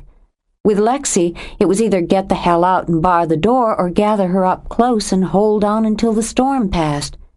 He decided to hold on, and sitting on the side of the bed, he reached out to bundle her to him. She shot up straight as an arrow, slapping out sharply at the hands that reached for her. Patiently he persisted, and found himself holding on to 100 pounds of furious woman. "Get out of here! Don't you touch me!" The humiliation on top of the hurt was more than she could stand. She kicked, shoved, then scrambled off the far side of the bed. Standing there, she glared at him through puffy eyes, even as fresh sobs choked her. How dare you come in here? Get the hell out! You left your doctor's bag. Because he felt foolish, half sprawled over her bed, he straightened up and faced her across it. I heard you crying. I didn't mean to make you cry. I didn't know I could. She pulled tissues out of the box on the bedside table and mopped at her face. What makes you think I'm crying over you? Since I don't expect you ran into anyone else in the last 5 minutes who would set you off like this, it's a reasonable assumption. And you're so reasonable, aren't you, Brian? She yanked out more tissues, littering the floor with them. I was indulging myself. I'm entitled to that. Now I'd like you to leave me alone. If I hurt you... If you hurt me... Out of desperation, she grabbed the box of tissue and threw it at him. If you hurt me, you son of a bitch! What am I, rubber, that you can slap at me and it bounces off? You say you're falling in love with me, then you turn around and tell me that it's over? I said I thought I was falling in love with you. It was vital, he thought with a little squirm of panic, to make that distinction. I stopped it. You... Rage really did make you see red, she realized. Her vision was lurid with it as she grabbed the closest thing at hand and heaved it. Jesus, woman! Brian jerked as the small crystal vase whizzed by his head like a glittering bullet. You break open my face, you're just going to have to stitch it up again. The hell I will! She grabbed a favorite perfume atomizer from her dresser and let it fly. You can bleed to death and I won't lift a finger. To fucking death, you bastard! He ducked, dodged, and was just fast enough to tackle her before she cracked him over the head with a silver-backed mirror. I can hold you down as long as it takes, he panted out as he used his weight to press her into the mattress. Damned if I'm going to let you take a chunk out of me because I bruised your pride. My pride? She stopped struggling, and her eyes went from hot to overflowing. You broke my heart! She turned her head, closed her eyes, and let the tears slide free. Now I don't have any pride to bruise. Staggered, he leaned back. She simply turned on her side and curled up again. She didn't sob now, but lay silent with tears wet on her cheeks. Leave me alone, Brian. I thought I could. I thought you'd want me to do just that sooner or later, so why not sooner? You won't stay. He spoke quietly, trailing a finger through her hair. Not here, not with me. And if I don't step back, it'll kill me when you leave. She was too tired even to cry now. She slipped a hand under her cheek for comfort and opened her eyes. Why won't I stay? Why would you? You can go anywhere you want. New York, Chicago, Los Angeles. You're young, you're beautiful, you're smart. A doctor in any of those places is going to make piles of money, go to the country club every week, have a fancy office in some big shiny building. If I'd wanted those things, I would already have them. If I wanted to be in New York or Chicago or L.A., I'd be there. Why aren't you? Because I love it here. I always have. Because I'm practicing the kind of medicine here that I want to practice and living my life the way I want to live it. You come from a different place, he insisted. A different lifestyle. Your daddy's rich. And my ma's good-looking. She sniffled and didn't see the quick, involuntary quiver of his mouth. What I mean is... I know what you mean. Her head felt like an overblown balloon ready to burst. Idly, she told herself she'd take something for it, in just a minute. I don't care much for country clubs. They're usually stuffy and burdened with rules. Why would I want that when I can sit on my deck and see the ocean every day of my life? I can walk in the forest and spot a deer, watch the mists rise off the river. She shifted just a little so she could see his face. Tell me, Brian, why do you stay here? You could go to any of those places you named, run the kitchen in a fine hotel, or own your own restaurant. Why don't you? It's not what I want. I have what I want here. So do I. She turned her cheek back against the bedspread. Now go away and leave me alone. He got up and stood looking down at her. He felt big and awkward and out of his depth. Hooking his thumbs in his front pockets, he paced away, paced back, turned to stare out the window, to stare back at her. She didn't move, didn't speak. He cursed under his breath, hissed out a breath, and started for the door. Turned back. I wasn't truthful with you before. I didn't stop it, Kirby. I wanted to, but I couldn't. And it wasn't just thinking, it was being. I'd rather not be, I'll tell you that straight out. I'd rather not be, because it's bound to be a mess somewhere along the line. But there it is. She brushed a hand over her cheek and sat up. No, he did not have the look of a happy man, she decided. There was resentment in his eyes, stubbornness in his mouth, and annoyance in his stance. "Is this your charming way of telling me you're in love with me?" That's what I said. It so happens I'm not feeling very charming at the moment. "You boot me out of your life. You humiliate me by catching me at a weak moment. You insult me by denying my feelings and my character. Then you tell me you love me?" She shook her head, pushed her damp hair back from her face. "Well, this is certainly the romantic moment every woman dreams of." I'm just telling you the way it is, the way I feel. She let loose a sigh. If in a corner of her heart joy was blooming, she decided to hold it in check just for a while. "Since for some reason that I can't quite remember, I seem to be in love with you, too, I'm going to make a suggestion." I'm listening. "Why don't we take a walk on the beach? A nice, long walk. The air might clear your brain enough for you to find a few drops of charm. Then you can try to tell me again the way it is, and the way you feel." He considered her, discovered his head was already clearing. I wouldn't mind a walk, he said, and held out a hand for hers. 28. Something bad was in the air. Sam could sense it. It was more than the thick heat, more than the hard look to the sky. He had some worries about Hurricane Carla, which was currently kicking the stuffing out of Bermuda. The forecasters claimed she was primed to dance her way out to sea, but Sam knew hurricanes were essentially female, and females were essentially unpredictable. Odds were she'd give desire a miss and take out her temper on Florida, but he didn't like the feel to the air. It was too damn tight, he thought, like it was ready to squeeze over your skin. He was going to go in and check the little weather station Kate had gotten him last Christmas, do a run on the shortwave. There was a storm coming all right. He wished he knew where it was coming from. As he crested the hill, he saw the couple at the edge of the east garden. The sun was slanting over them, turning Jo's hair into glittering flame. Her body was angled forward, balanced against the man's with a kind of yearning it was impossible not to recognize. The Delaney boy, Sam thought, grown up to a man, and the man had his hands on Sam's daughter's butt. Sam blew out a breath, wondered just how he was supposed to feel about that. Their eyes were full of each other, and with a fluid shift of bodies their mouths tangled. It was the kind of hotly intimate kiss that made it obvious they'd been spending time doing a lot more to each other. And how was he supposed to feel about that? Time was, young people wouldn't neck right out in the open that way. He remembered when he'd been courting Annabelle, the way they'd snuck off like thieves. They'd done their groping in private. Why, if Belle's daddy had ever come across them this way, there'd have been hell to pay.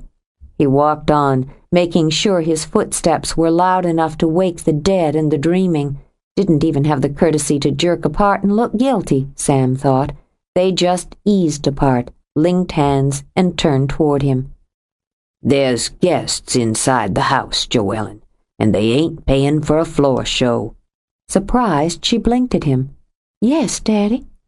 You want to be free with your affections. Do it someplace that won't set tongues wagging from here to Savannah. Wisely, she swallowed the chuckle, lowered her eyes before he caught the gleam of laughter in them, and nodded. Yes, sir. Sam shifted his feet, planted them, and looked at Nathan. Seems to me you're old enough to strap down your glands in a public place." Following Joe's lead and warned by the quick squeeze of her hand, Nathan kept his tone sober and respectful. "Yes, sir." Satisfied, if not completely fooled by their responses, Sam frowned up at the sky. "Storm coming," he muttered. "Gonna give us a knock, no matter what the weatherman says." He was making conversation, Joe realized, and shoved her shock aside to fall in. "Carla's Category 2 and on dead aim for Cuba. They're saying it's likely she'll bash into Florida, then head west for the Gulf." "She doesn't care what they say. She'll do as she pleases." He turned his gaze on Nathan again, measuring. "Don't get knocked by hurricanes much in New York City, I expect." Was that a challenge, Nathan wondered? A subtle swing at his manhood? "No. I was in Cozumel when Gilbert pummeled it, though." He nearly mentioned the tornado he'd watched sweep like vengeance across Oklahoma, and the avalanche that had thundered down the mountain pass near his chalet when he'd been working in Switzerland. "Well, then, you know," Sam said simply. "I hear that you and Gif got a mind to do that sunroom Kate's been pining for." "It's Gif's project. I'm just tossing in some ideas." "Guess you got ideas enough. Why don't you show me, then, what y'all have in mind to do to my house?" "Sure. I can give you the general layout." "Fine. Joellen, I suspect your young man figures on finagling dinner. Go tell Brian he's got another mouth to feed." Joe opened her mouth, but her father was already walking away. She could do no more than shrug at Nathan and turn to the house. When she stepped into the kitchen, Brian was busy at the counter deheading shrimp, and singing, she realized with a jolt, under his breath and off-key, but singing. "What's come over this place?" she demanded. "Daddy's holding full conversations and asking to see solarium plans. You're singing in the kitchen." "I wasn't singing." "You were too singing. It was a really lousy rendition of I Love Rock and Roll, but it could be loosely described as singing." "So what? It's my kitchen." "That's more like it." She went to the fridge for a beer. "Want one of these?"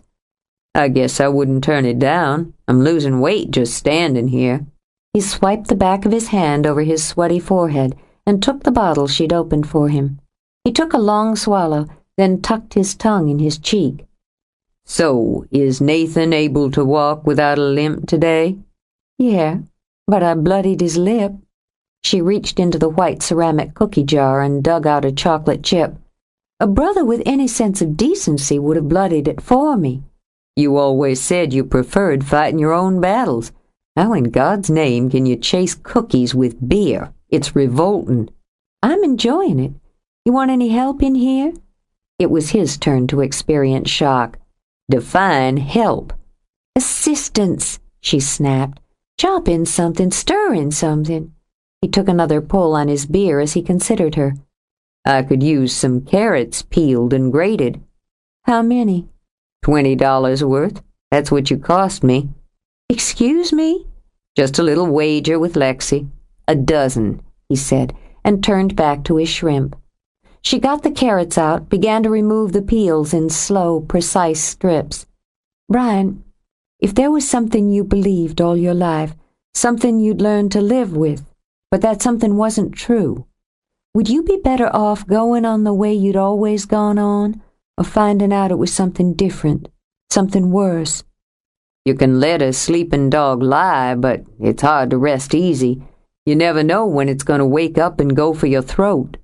He slid the shrimp into a boiling mixture of water, beer, and spices. "Then again, you let the dog lie long enough, it gets old and feeble and its teeth fall out." "That's not a lot of help." "That wasn't much of a question. You're getting peelings all over the floor." "So I'll sweep them up." She wanted to sweep the words up with them under the first handy rug, but she would always know they were there. "Do you think a perfectly normal man with a family, a job, a house in the suburbs, a man who plays catch with his son on Sunday afternoons and brings his wife roses on a Wednesday evening could have another side, a cold, dark side that no one sees, a side that's capable of doing something unspeakable, then folding back into itself so he can root at the Little League game on Saturday and take the family out for ice cream sodas afterward? Brian got the colander out for the shrimp and set it in the sink. You're full of odd questions this evening, Joellen. You writing a book or something?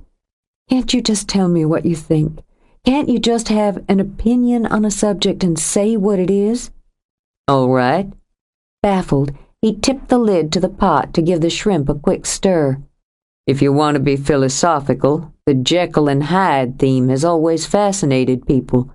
Good and evil existing side by side in the same personality. There's none of us without shadows. I'm not talking about shadows. About a man who gives in to temptation and cheats on his wife one afternoon at the local motel, or who skims the till at work. I'm talking about real evil, the kind that doesn't carry a breath of guilt or conscience with it, yet it doesn't show, not even to the people closest to it.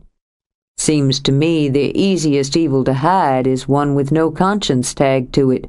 If you don't feel remorse or responsibility, there's no mirror reflecting back.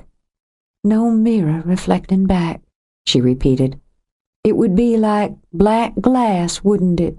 Opaque. Do you have any other cheerful remarks or suppositions to discuss? How's this? Can the apple fall far from the tree? With a half laugh, Brian hefted the pot and poured shrimp and steaming water into the colander. I'd say that depended entirely on the apple.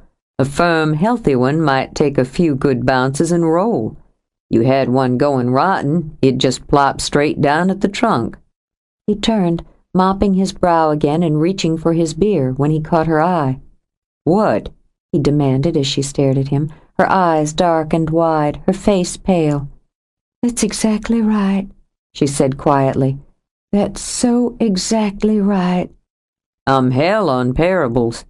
I'm going to hold you to that one, Brian. She turned back to her grating. After dinner we need to talk. All of us. I'll tell the others. We'll use the family parlor.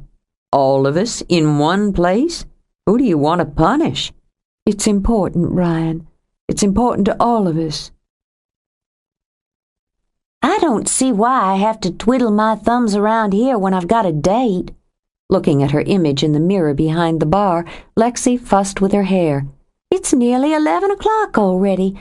Gift's liable to just give up waiting and go to bed. Joe said it was important, Kate reminded her. She fought to make her knitting needles click rhythmically rather than bash together. She'd been working on the same Afghan for 10 years and was bound and determined to conquer it before another decade passed. Then where is she? Lexi demanded, whirling around. I don't see anybody here but you and me. Brian's probably snuck off to Kirby's. Daddy's holed up with his shortwave tracking that damn hurricane, and it isn't even coming around here. They'll be along. Why don't you fix us all a nice glass of wine, honey? It was one of Kate's little dreams, having her family all gathered together, cooling off after a hot day, sharing the events of it. Seems like I'm always waiting on somebody. I swear the last thing I'll do to keep the wolf away from the door when I go back to New York is wait tables. Sam ducked his head and stepped in. He glanced at Kate with amusement. That blanket never seemed to grow by much, he thought, but somehow or other it got uglier every time she dragged it out. You know what the girl's got in her mind? No, I don't, Kate said placidly. But sit down. Lexi's getting us some wine. Sooner have a beer if it's all the same. Well, place your orders, Lexi said testily. I live to serve. I can fetch my own. Oh, sit down. She waved a hand at him. I'll get it. Feeling chastised, he lowered himself to the couch beside Kate, drummed his fingers on his knee. He looked up when Lexi held out a brimming Pilsner. Guess you want a tip now. When she arched a brow, he nodded soberly. Recycle. The world is your backyard. Kate's needles stilled. Lexi stared. As color crept up his throat, Sam stared into his beer. My God, Sam, you made a joke. Lexi, You be sure to remind me to mark this down on my year-at-a-glance calendar. Sarcastic woman's the reason I keep my mouth shut in the first place," he muttered, and Kate's laugh tinkled out. She patted Sam's knee affectionately while Lexi grinned down at them. That's what Jo saw when she came in. Her father, her cousin, and her sister sharing a moment together while Kate's laughter rang out. Her heart sank. It was an image she'd never expected to see, one she hadn't known could be so precious to her. Now she and the man who stood behind her could destroy it. "There she is," Kate continued to beam, and when she spotted Nathan, her idea of what Jo had wanted the family to hear took on the hint of orange blossoms and bridal lace. Fluttering, she set her knitting aside. "We were just having some wine. Maybe we should make it champagne instead, just for fun." "No, wine's fine." Her nerves screaming, Jo hurried in. "Don't get up, Kate. I'll get it." "I hope this won't take long, Jo. I've got plans." "I'm sorry, Lexi." Jo clinked glasses together in her hurry to have it done. "Sit down," Kate hissed, rolling her eyes, wiggling her brows to try to give Lexi a hint. "Make yourself comfortable, Nathan. I'm sure Brian will be right along. Oh, here he is now. Brian, turn up the fan a little, will you? This heat's just wilting. Must be cooler at your place by the river, Nathan." "Some." He sat, knowing he had to let Jo set the pace, but he looked at Sam. They'd spent 20 minutes together that evening, outlining plans, discussing structure and form, and all the while Nathan had tasted the bitter tang of deceit. It was time to open it up, spread it out, and accept the consequences. "I'm sorry," he said, realizing abruptly that Kate was speaking to him. "I was just asking if you're finding it as easy to work here as you do in New York." "It's a nice change." His eyes met Jo's as she brought him a glass of wine. "Get it done," he asked her silently. "Get it finished." "Would you sit down, Brian?" she murmured. She'd interrupted his daydream about wandering over to Kirby's shortly and waking her up in a very specific and interesting manner. "Sure." He settled into a chair and decided he'd never been more relaxed or content in his life. He even gave Lexi a quick wink when she sat on the arm beside him. "I don't know how to begin, how to tell you." Jo took a bracing breath. "I wish I could take the chance and let sleeping dogs lie." She caught Brian's eye, saw the flicker of confusion in his. "But I can't. Whether it's the best thing or not, I have to believe it's the right thing." "Daddy?" She walked over, sat on the coffee table so that her eyes were on a level with Sam's. "It's about Mama." She saw his mouth harden, and though he didn't move, felt him pull back from her.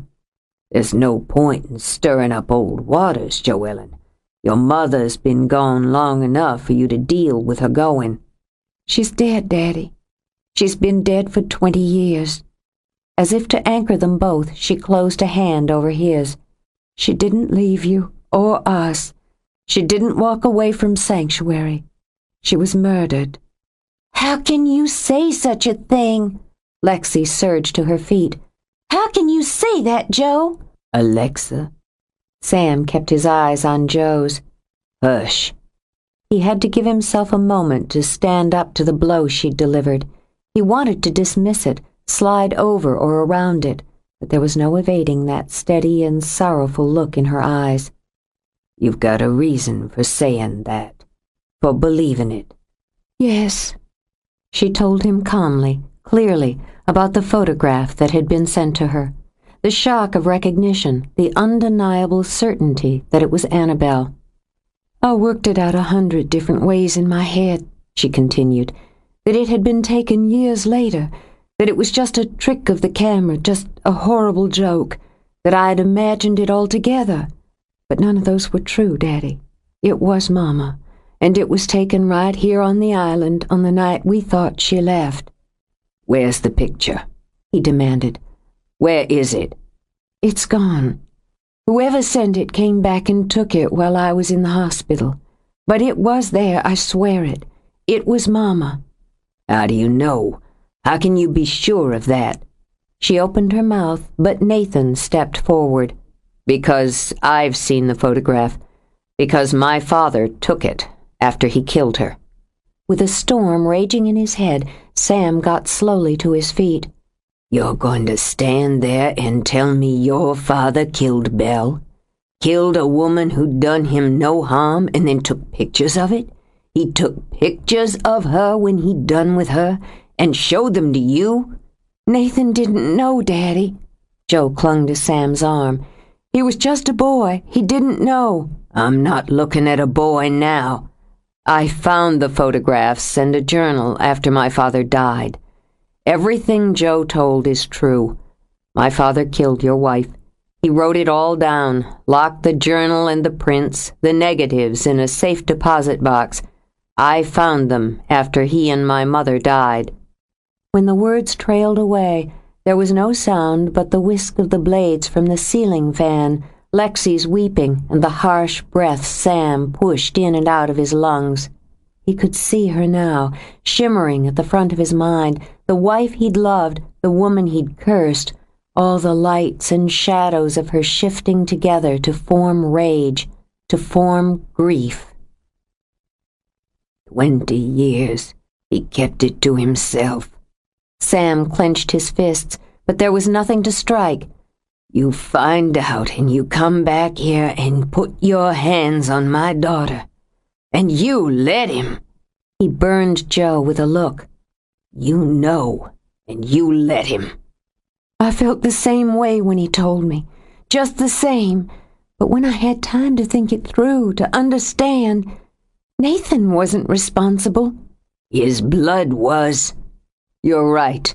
Nathan moved so that Joe no longer stood between him and Sam. "I came back here to try to find a way through it, or around it, or to just bury it. And I fell in love where I had no right to." Brian set Lexi aside so that she could weep into her hands instead of on his shoulder. "Why?" His voice was as raw as his soul. "Why did he do it?" "There's no reason that can justify it," Nathan said wearily. "Nothing she'd done. He selected her. It was a project to him, a study. He didn't act out of anger or even out of passion. I can't explain it to myself." "It's best if you go now, Nathan." Kate spoke quietly as she rose. "Leave us alone with this for a while." "I can't, until it's all said. I don't want you in my house." Sam's voice was dangerously low. "I don't want you on my land. I'm not going until I know Joe's safe, because whoever killed Susan Peters and Ginny Pendleton wants her." "Ginny?" To steady herself, Kate gripped Sam's arm. "I don't have any proof of Ginny, but I know. If you'll listen to the rest of it, hear me out, I'll leave." "Let him finish it." Lexi sniffed back her tears and spoke in a voice that was surprisingly strong. "Ginny didn't just run off. I've known that in my heart all along. It was just like Mama, wasn't it, Nathan? And the Peters woman, too." She folded her hands in her lap to compose herself and turned to Joe. "You were sent photos here, to the house. Pictures taken here, on the island. It's all happening again." "You're handy with a camera, Nathan." Brian's eyes were hot blue slits. It stung coming from a man who had been friend in both the past and the present.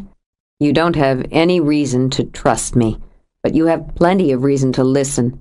"Let me try to explain it, Nathan." Joe picked up her wine to cool her throat. She left nothing out, picking her way from detail to detail, question to question, and leading into the steps she and Nathan had agreed upon taking to find the answers. "So his dead father's responsible for killing our mother," Brian cut in bitterly. "Now his dead brother's responsible for the rest. Convenient." "We don't know who's responsible for the rest, but if it is Nathan's brother, it doesn't make Nathan culpable." Joe stepped up to Brian. "There's a parable about apples falling from the tree someone told me recently, and how some are strong enough to roll clear and stay whole, and others aren't." "Don't throw my own words back at me," he said furiously. "His father killed our mother, destroyed our lives. Now another woman's dead, maybe two, and you expect us to pat him on the back and say all's forgiven? Well, the hell with that. The hell with all of you." He strode out, leaving the air vibrating in his wake. "I'll go after him." Lexi paused in front of Nathan, studied him out of red-rimmed eyes. "He's the oldest, and maybe he loved her best, the way boys do their mamas. But he's wrong, Nathan. There's nothing to forgive you for. You're a victim, just like the rest of us." When she slipped out, Kate said in surprised admiration, "You never expect her to be the sensible one." Then she sighed. "We need some time here, Nathan. Some wounds need private tending." "I'm going with you," Joe began, but Nathan shook his head. "No, you stay with your family. We all need time." He turned to face Sam. "If you have more to say to me, I'll find you right enough." With a nod, Nathan left them alone. "Daddy," "I don't have anything to say to you now, Joellen.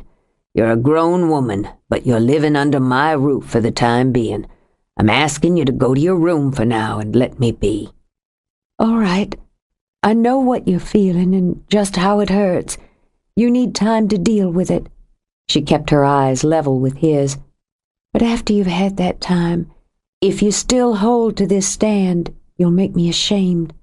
Ashamed that you would blame the son for the father's deed." Saying nothing, he strode past her. "Go ahead to your room, Joe." Kate laid a hand on Joe's knotted shoulder. "Let me see what I can do." "Do you blame him, Kate? Do you?"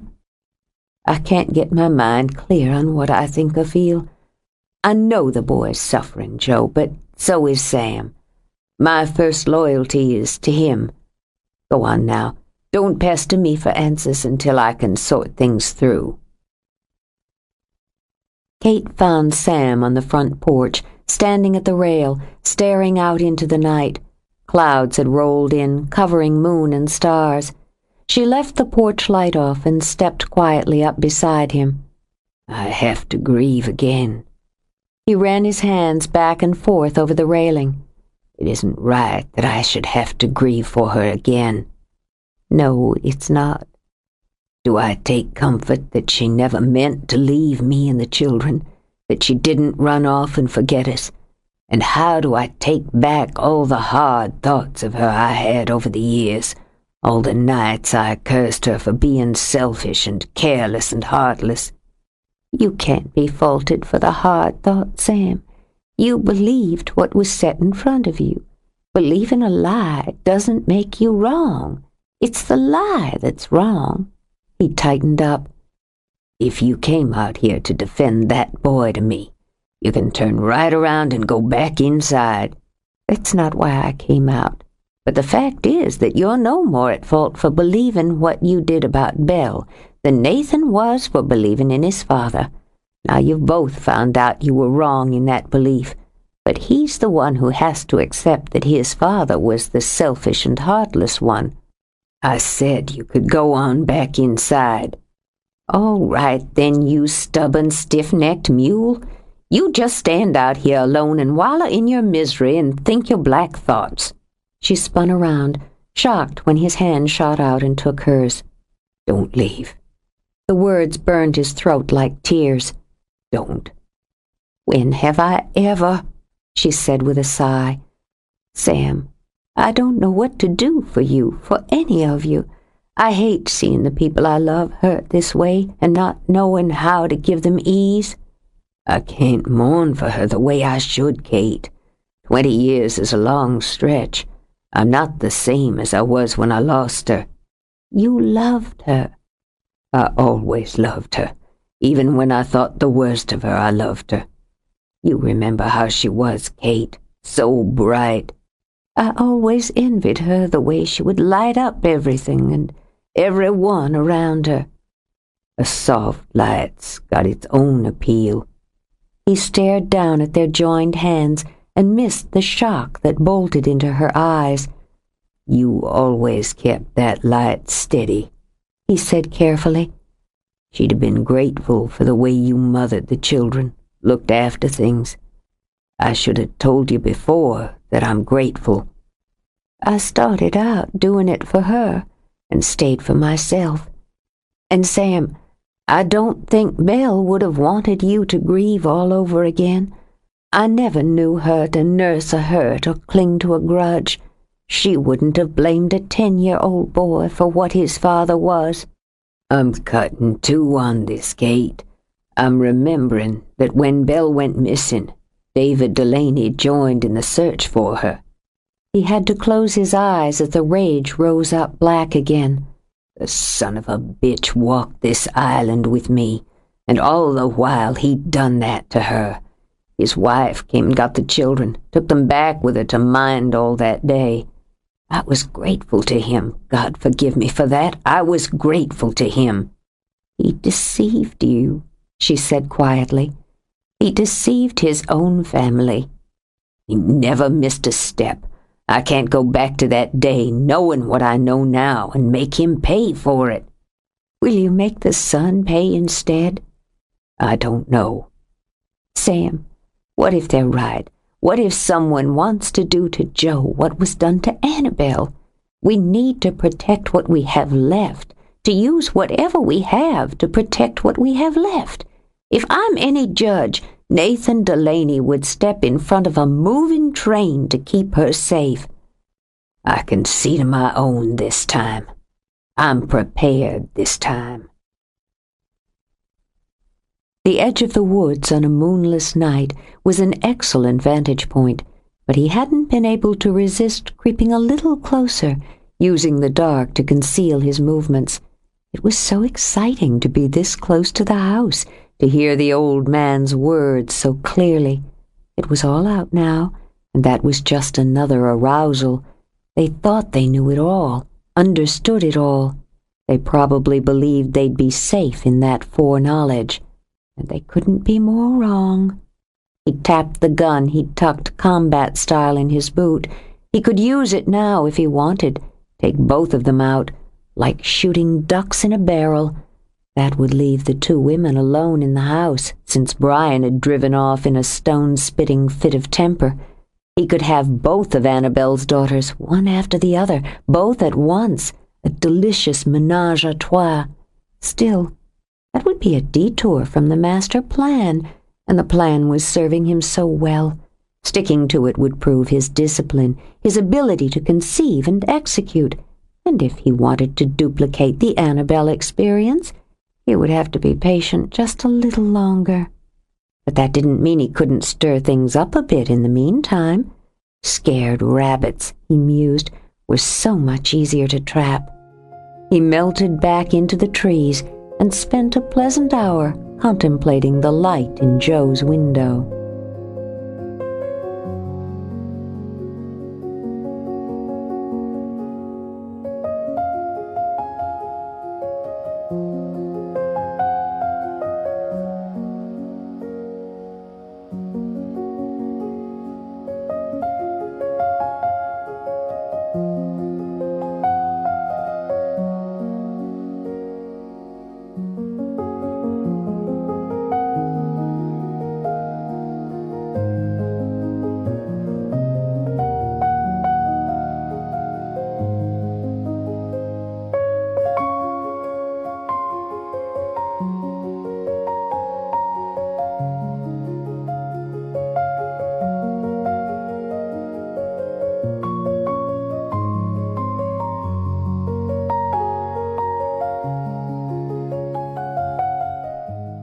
"29.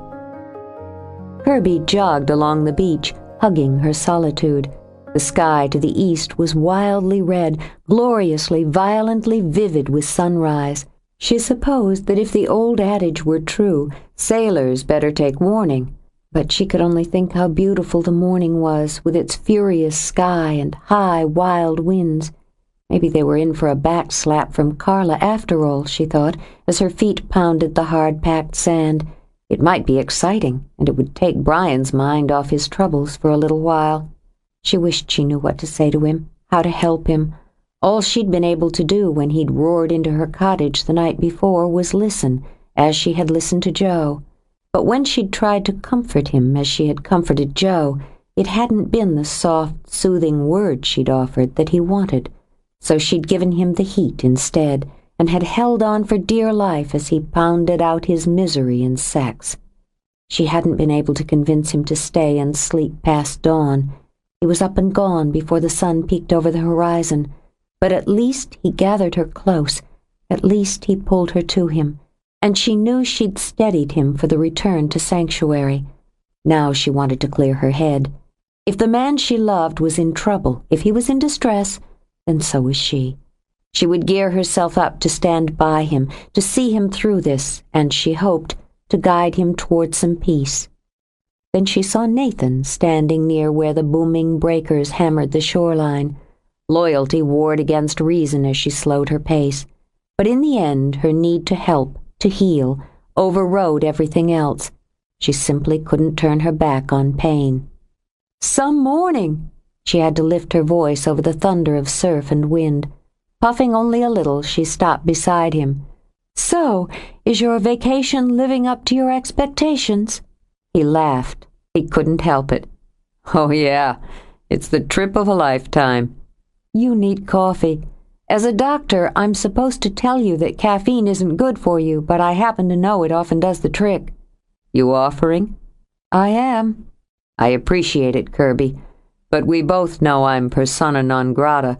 Brian wouldn't appreciate you sharing a morning cup with me. I can't blame him for it." "I do my own thinking, form my own impressions. That's why he's crazy about me." She laid a hand on his arm. No, she couldn't turn her back on pain. Even the air around Nathan was hurting. "Come on up to the house. Think of me as your kindly island doctor. Bare your soul." She smiled at him. "I'll even bill you for an office visit if you want." "Such a deal." He took a long breath. "Christ. I could use a cup of coffee. I could use the ear, too. And I've got both. Come on." She tucked her arm in his and walked away from the shore. "So, the Hathaways gave you a rough time." "Oh, I don't know. They were fairly gracious, all in all. That Southern hospitality. My father raped and murdered your mother, I tell them. Hell, nobody even tried to lynch me." "Nathan," she paused at the base of her steps, "it's a hell of a mess and a terrible tragedy all around, but none of them will blame you once they're able to think it through." "Joe doesn't. Of all of them, she's the most vulnerable because of it, but she doesn't." "She loves you." "She may yet get over that." "Lexi didn't," he murmured. "She looked me straight in the eye, her cheeks still wet from crying, and told me none of it was my responsibility." "Lexi uses pretenses and masks and foolishness and uses them expertly, so she can see through them and cut to the bone faster than most." She opened her door, turned back to him. "And Nathan, none of it is or was your responsibility." "I know that intellectually, and I'd almost convinced myself of it emotionally. I wanted to, because I wanted Joe. But it's not over, Kirby. It's not finished. At least one other woman is dead now, so it's not over." She nodded and held the door open for him. "We'll talk about that, too." Carla teased the southeast coast of Florida, giving Key Biscayne a quick and violent kiss before shimmying north. In her capricious way, she did a tango with Fort Lauderdale, scattered trailers and tourists, and took a few lives. But she didn't seem inclined to stay. Her eye was cold and wide, her breath fast and eager. She'd grown stronger, wilder since her birth in the warm waters of the West Indies. Like a vengeful whore, she spun back out to sea, stomping her sharp heels over the narrow barrier islands in her path. Lexi hurried into the guest room, where Joe was just smoothing the spread on the walnut sleigh bed. The sun beamed hot and brilliant through the open balcony doors, highlighting the shadows under Joe's eyes that spoke of a restless night. "Carla just hit St. Simon's," Lexi said, a little breathless from her rush up 2 flights of stairs. St. Simon's? I thought she was tracking west. She changed her mind. She's heading north, Joe. The last report said if she keeps to course and velocity, her leading edge will hit here before nightfall. How bad is she? She's clawed her way up to Category 3. Winds of over 100 miles an hour. We'll need to batten down. We're going to evacuate the tourists before the seas get too rough for ferry crossings. Kate wants you to help down at checkout. I'm going out with Gif. We'll start boarding up. All right, I'll be right down. Let's hope she heads out to sea and gives us a pass. Daddy's on the radio getting updates. Brian went down to see that the boat's fueled and supplied in case we have to leave. Daddy won't leave. He'll ride it out if he has to tie himself to a tree. But you will. Lexi stepped closer. I went by your room earlier, saw your suitcases open and nearly packed. There's more reason for me to go than to stay. You're wrong, Joe. There's more for staying, at least until we find the way to settle this for everyone. And we need to bury Mama. Oh, God, Lexi. Jo covered her face, then stood there with her fingers pressed to her eyes. Not her body, but we need to put a marker up in the cemetery, and we need to say goodbye. She loved us. All my life I thought she didn't, and that maybe it was because of me. When Lexi's voice broke, Jo dropped her hands. Why would you think something like that? I was the youngest. I thought she hadn't wanted another child, hadn't wanted me. So I spent most of my life trying so hard to make people love me, people want me. I'd be whatever I thought they'd like best. I'd be stupid or I'd be smart. I'd be helpless or I'd be clever. And I'd always make sure I left first. She walked over, carefully shut the balcony doors. I've done a lot of hateful things, she continued, and it's likely I'll do plenty more. But knowing the truth's changed something inside me. I have to say goodbye to her. We all do. I'm ashamed I didn't think of it, Jo murmured. If I go before it can all be arranged, I'll come back. I promise. She bent down to gather up the linen she'd stripped from the bed.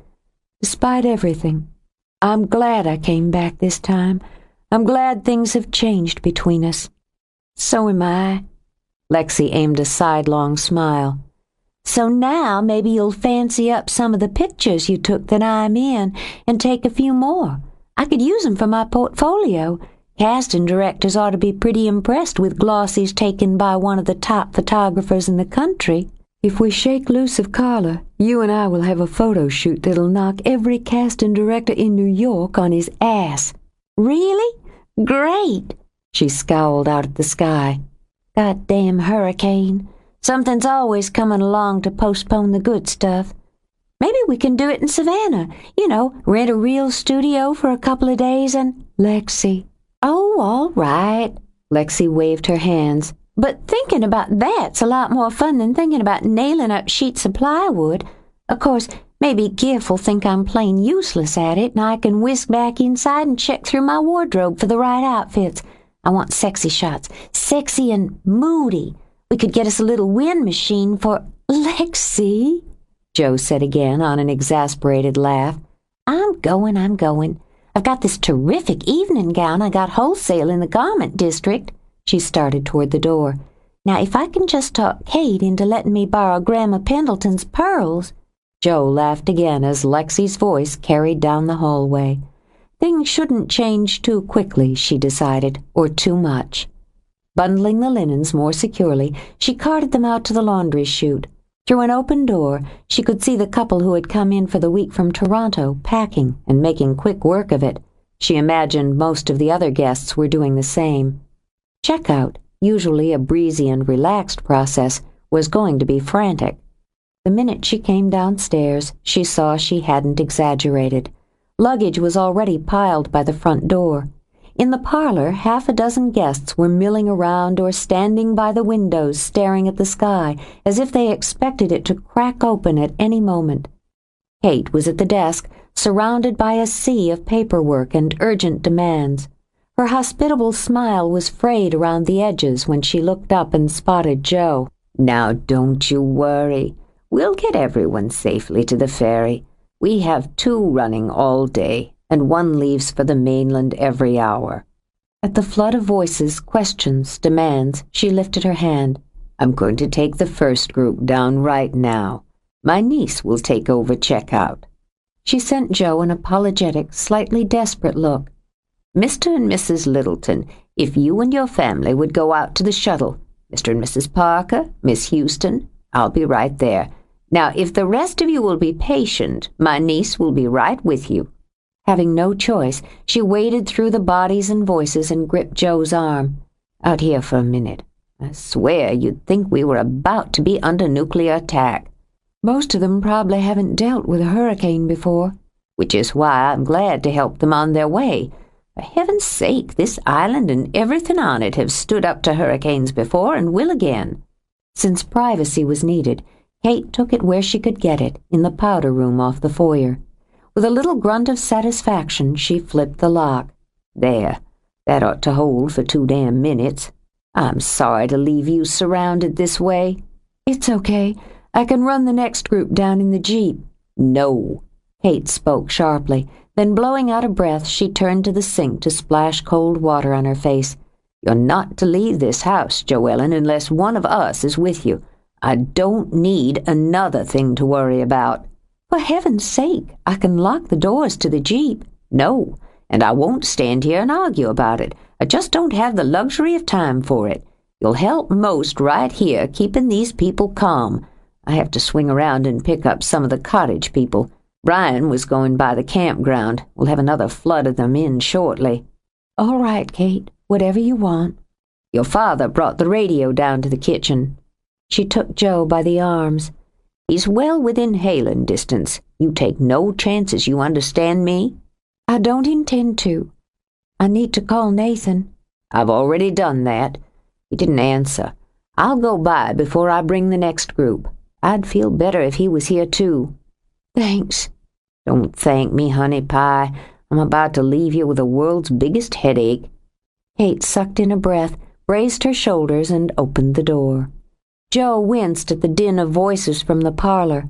"Hurry back," she said, and mustered a weak smile as she walked straight into the line of fire. Outside, Giff muscled a sheet of plywood over the first panel of the wide dining room bay. Lexi crouched at his feet, hammered a nail quickly and with easy skill into the lower corner. She was chattering away, but Giff heard only about every third word. The wind had died, and the light was beginning to take on a brutish yellow hue. It was coming, he thought, and faster than they'd anticipated. His family had their home secure and would likely ride it out there. He delegated one of his cousins and 2 friends to begin boarding up the cottages, starting on the southeast and moving north. They needed more hands. "Has anyone called Nathan?" "I don't know." Lexi plucked another nail from her pouch. "Daddy wouldn't let him help anyway." "Mr. Hathaway's a sensible man, Lexi. He wants what's his secured, and he's had a night to think things through." "He's as stubborn as 6 constipated mules, and him and Brian together are worse than that. Why, it's like blaming that bastard Sherman's great-grandchildren for burning Atlanta." "Some do, I imagine." Giff hefted another sheet. "Those who haven't a nickel's worth of brains, I imagine." Her teeth set. Lexi whacked the hammer onto a nail head. "And it's going to be mighty lowering for me if I have to admit my own daddy and brother got short-changed in the brain department, and that they're half-blind to boot. Why, an 80-year-old granny without her cheaters could see how much that man loves Joellen. It's sinful to make the 2 of them feel guilty over it." She straightened, blowing the hair out of her eyes, then frowned at him. "Why are you grinning at me that way? Is my face all sweaty and grimy already?" "You're the most beautiful thing I've ever seen in my lifetime, Alexa Hathaway, and you always surprise me. Even knowing you inside out, you surprise me." "Well, honey," she tilted her head, batted her lashes, "I mean to." Giff slid his hand into his pocket, fingered the small box he'd tucked there. "I had different plans for doing this, but I don't think I've ever loved you more than I do right this second." He tugged the box out of his pocket, watching her eyes go huge and wide as he flipped open the lid with his thumb. The little diamonds centered on the thin gold band winked out points of fire in the sun. "Marry me, Alexa." Her heart swelled and butted against her ribs. Her eyes misted so that the light shooting from the diamond refracted and blinded her. Her hand trembled as she pressed it to her mouth. "Oh, how could you? How could you spoil it all this way?" Spinning around, she thumped the hammer against the edge of the wood. "Like I said," he murmured, "you're always a surprise to me. You want me to put it away until we have candlelight and moonbeams?" "No, no, no." With a little sob, she struck the wood with the hammer again. "Put it away. Take it back. You know I can't marry you." He shifted his feet, planted them. "I don't know any such thing. Why don't you explain it to me?" Furious and heartsick, she whirled back to him. "You know I will if you keep asking. You know I'll give in because I love you so much. Then I'll have given up everything else. I'll stay on this damn island. I won't go back to New York, and I won't try to make it in the theater again. Then I'll start to hate you as the years pass, and I'll start to think, if only, I'll just shrivel up here wondering if I could ever have been something." "What makes you think I'd expect you to give up on New York and the theater? That I'd expect you to give up everything you want? I'd hate to think you'd marry a man who wants less for you than you want for yourself. Whatever you want for Lexi, I want twice that much." She wiped a hand over her cheeks. "I don't understand you. I don't know what you're saying." "I'm saying I've got plans of my own, wants of my own. I don't plan on swinging a hammer on desire my whole life." Mildly irritated, he took off his cap to wipe the sweat off his forehead, then shoved it back on again. "Things need to get built in New York, don't they? Things need fixing there just like anywhere else." She lowered her hands slowly, staring into his eyes, wishing she could read them. "You're saying you'd go to New York? You'd live in New York? For me?" "No, that's not what I'm saying." Impatient, he snapped the lid closed and shoved the box back into his pocket. "If I was to do that, I'd just end up resenting you, and we'd be right back where we started. I'm saying I'd go for both of us, that even with the money I've been putting by, we'd live pretty tight for a while. I'd probably have to take some classes if I wanted Nathan to give me a chance at a job in his firm." "A job with Nathan? You want to work in New York?" "I've had a hankering to see it, and to see you on stage in the spotlight." "I might not ever get there." "Hell, you won't." His dimples winked down and his eyes went from sulky brown to golden. "I've never seen anybody who can play more roles. You'll get there, Lexi. I believe in you." Tears gushed out even as she laughed and threw herself at him. "Oh, Gif, how'd you get to be so perfect? How'd you get to be so right?" She leaned back, catching his face in her hands. "So absolutely right for me." "I've been studying on it most of my life." "We'll have a time, we will, and I'll wait damn tables until you're out of school or I get my break, whatever it takes. Oh, hurry up and put it on." She jumped down, held out her hand. "I can't hardly stand to wait." "I'll buy you a bigger one someday." "No, you won't." She thrilled as he slipped the ring onto her finger, as he lowered his head and kissed her. "You can buy me all the other bright, shiny baubles you want when we're rich, because I want to be good and rich, Gif, and I'm not ashamed to say so. But this—" She held up her hand, turning it so the little stone winked and danced with light. "This is just perfect." After 2 hours, Joe's head throbbed and her eyes were all but crossed. Kate had come and gone twice, hauling guests to and from, swinging by various cottages. Ryan had dropped off a dozen campers, then headed back to make another sweep in case there were any lingering. Her only news of Nathan was that he was helping board up cottages along the beachfront. Except for the monotonous thwack of hammers, the house was finally quiet. She imagined Kate would be back shortly with the last of the cottagers. The windows on the south and east sides were boarded, casting the house into gloom. When she opened the front door, the wind rushed in. The cool slap of it was a shock after the thick heat of the closed house. To the south, the sky was bruised and dark. She saw the flicker of lightning, but heard no answering thunder. Still far enough away, she decided. She would check shortly and see what track they were predicting Carla to take. And as a precaution, she would get all of her prints and negatives out of her darkroom and into the safe in Kate's office. Because she wanted to avoid her father for a while yet, she took the main stairs, checking rooms automatically to see that nothing had been left behind by a harried guest. She flicked off lights, moving briskly toward the family wing. The sound of hammering was louder now, and she found it comforting. Tucking us in, she thought. If Carla lashed out at Sanctuary, it would hold, as it had held before. She caught the sound of voices as she went by Kate's office.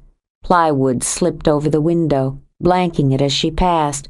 Either Brian was back or her father had gone out to help Giff, she decided. She snapped on the lights in her darkroom, then turned on the radio. Hurricane Carla has been upgraded to Category 3 and is expected to make landfall on Barrier Island of Little Desire off the coast of Georgia by 7 p.m. Tourists have been evacuated from this privately owned island in the Sea Islands chain, and residents are being advised to leave as soon as possible. Winds of up to 120 miles an hour expected, with a leading edge striking the narrow island near high tide. Her earlier confidence shaken, Jo dragged her hands through her hair. It didn't get much worse than this, she knew.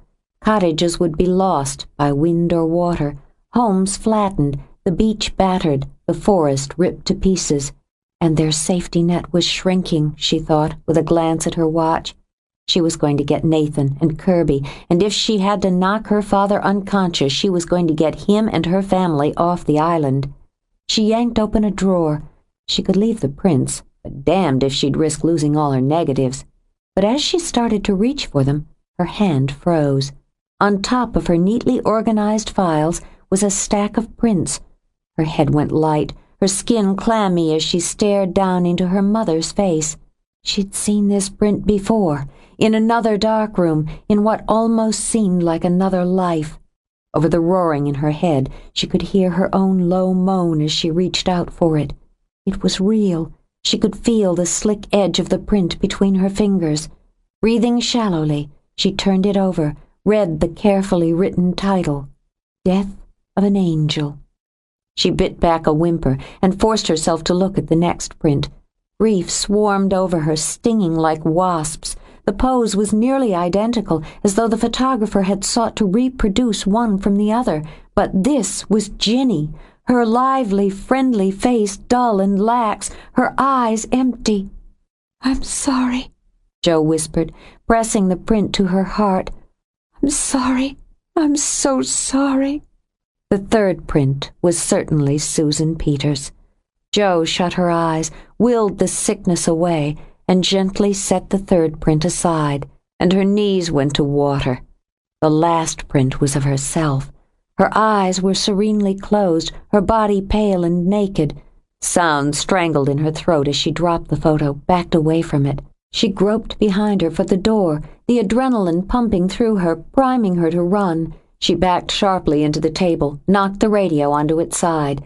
Music jangled out, making her want to scream. "No!" She fisted her hands, digging her nails into her palms until the pain cut through the shock. "I'm not going to let it happen. I'm not going to believe it. I won't let it be true." She rocked herself, counting breaths until the faintness passed. Then, grim and determined, she picked up the photo again. Her face, yes, it was her face, taken before Lexi had cut her hair for the bonfire. Several weeks, then. The bonfire had been at the very start of summer. She carried the photo closer to the light, ordered herself to study it with an objective and trained eye. It took her only seconds of clear vision to realize that while the face was hers, the body wasn't. The breasts were too full, the hips too round. She set the photo of Annabelle beside it. Was it more horrifying, she wondered dully, to realize her face had been imposed on her mother's body? Making them one, she thought. That's what he'd wanted all along. Brian steered the Jeep down the maintenance road of the campground. Several of the sites had been left in disarray. With the way the storm was rolling in, he figured that wasn't going to matter much. The wind was already ripping like razors through the trees. A gust shook the Jeep around him, had him gripping the wheel tighter. He calculated they had perhaps an hour to finish preparations. He had to fight not to hurry this check run. He wanted to get to Kirby, lock her safely inside Sanctuary. He'd have preferred shipping her off to the mainland, but knew better than to waste his breath or his energy arguing with her. If one resident stayed put to ride it out, she would stay put to treat any injuries. Sanctuary had stood for more than 100 years, Brian thought. It would stand through this. There were dozens of other worries. They would undoubtedly be cut off from the mainland. The radio would help, but there would be no phone, no power, and no transportation once they were hit. He'd fueled the generator to provide emergency power, and he knew Kate kept an ample supply of bottled water. They had food, they had shelter, they had several strong backs, and after Carla did her worst, strong backs were going to be a necessity. He continued to tick off tasks and options in his mind, growing calmer as he assured himself there were no stragglers in the camping areas. He only hoped there weren't any idiots hiding out in the trees or staking in near the beach, thinking a hurricane was a vacation adventure. He cursed and stomped on the brakes as a figure stepped out on the road in front of the Jeep. "Jesus Christ, you idiot!" Disgusted, Brian slammed out of the vehicle. "I damn near ran you over. Haven't you got the sense to stay out of the middle of the road, much less the path of an oncoming hurricane?" "I heard about that." His grin spread wide. "Amazing timing." "Yeah, amazing." Resenting every second wasted, Brian jerked a thumb at the Jeep. "Get in. I might be able to get you down for the last ferry, but there isn't much time." "Oh, I don't know about that." Still smiling, he lifted the hand he'd held behind his back and fired the gun. Brian jerked back as pain exploded in his chest. He staggered, fought to keep the world from revolving, and as he fell, he saw the eyes of a childhood friend, laughing. One down. Using his boot, he nudged Brian's limp body over. "I appreciate the opportunity to fix the odds a bit, old pal. And the loan of the Jeep." As he hopped in, he gave Brian one last glance. "Don't worry. I'll see it gets back to Sanctuary. Eventually." Rain began to lash at the windows as Kirby gathered medical supplies. She was dead calm as she tried to anticipate every possible need. If she was forced into triage, it would work best at Sanctuary. She'd already faced the very real possibility that the cottage might not survive the night. She understood that most of the islanders would be too stubborn to leave their homes. By morning, there could be broken bones, concussions, gashes. The house trembled under a hard gust, and she set her jaw. She would be there to treat any and all injuries.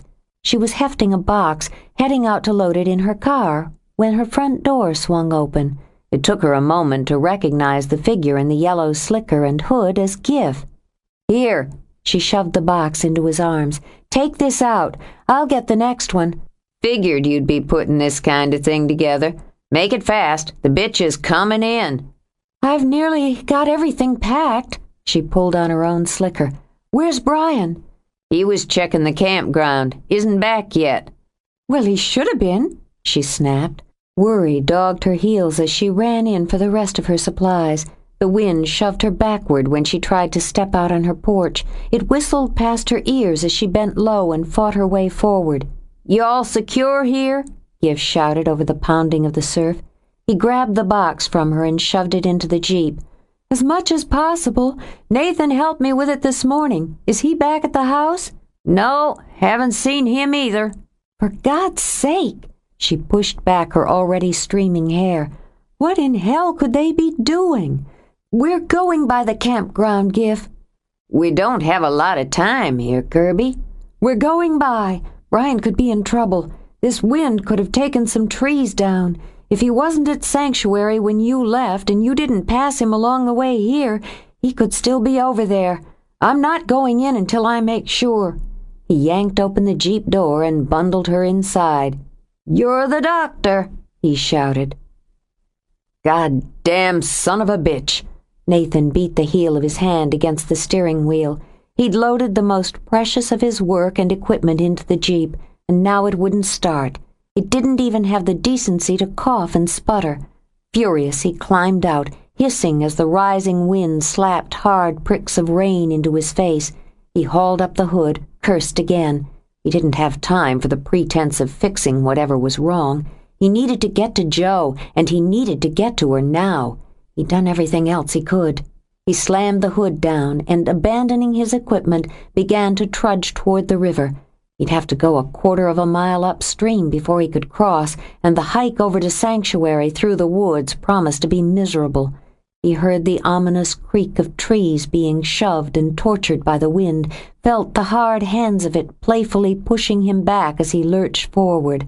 Lightning snapped overhead, turning the sky to an eerie orange. The wind stung his eyes, blurred his vision. He didn't see the figures step out from behind a tree until he was almost upon it.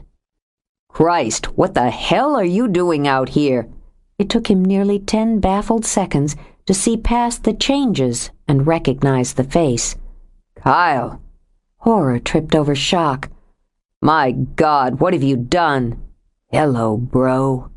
As if they were meeting on a sunny street, Kyle offered a hand, and as Nathan shifted his gaze for a blink to stare at it, Kyle smashed the butt of the gun into his temple. 2 down. This time, he threw back his head and roared. The storm empowered him. The violence of it aroused him. "I didn't feel quite right about shooting my own brother, irritating bastard though he is, in what some would call cold blood." He crouched down, whispering as if Nathan could hear. "The river's going to rise, you know. Trees are going to go down. Whatever happens, bro, we'll just figure it's fate." He straightened, and leaving his brother lying on ground soaked with rain and blood, started off to claim the woman he'd decided belonged to him. 30. Rain gushed over the windshield of the Jeep, overpowering the wipers. The road was turning to mush under the wheels, so Gif had to fight for every yard of progress. "We're heading in," he told Kirby. "Brian's got more sense than to be out in this, and so do I." "Just take the west route back." She prayed it was the storm making her heart thump and freezing her bones. "That's the way he'd have gone. Then we'll be sure." "South road's quicker." "Please." Abandoning his better judgment, Gif muscled the Jeep to the left. "If we get back in one piece, he's gonna skin me for keeping you out here 5 minutes longer than necessary." "That's all it'll be, 5 extra minutes." She leaned forward, struggling to see through the waterfall streaming down the windshield. "What is that? Something on the side of the road up ahead." "Probably some gear that fell out of somebody's camper. People were scrambling to get the hell off before—" "Stop!" Shouting, she grabbed the wheel herself and sent them into a skid.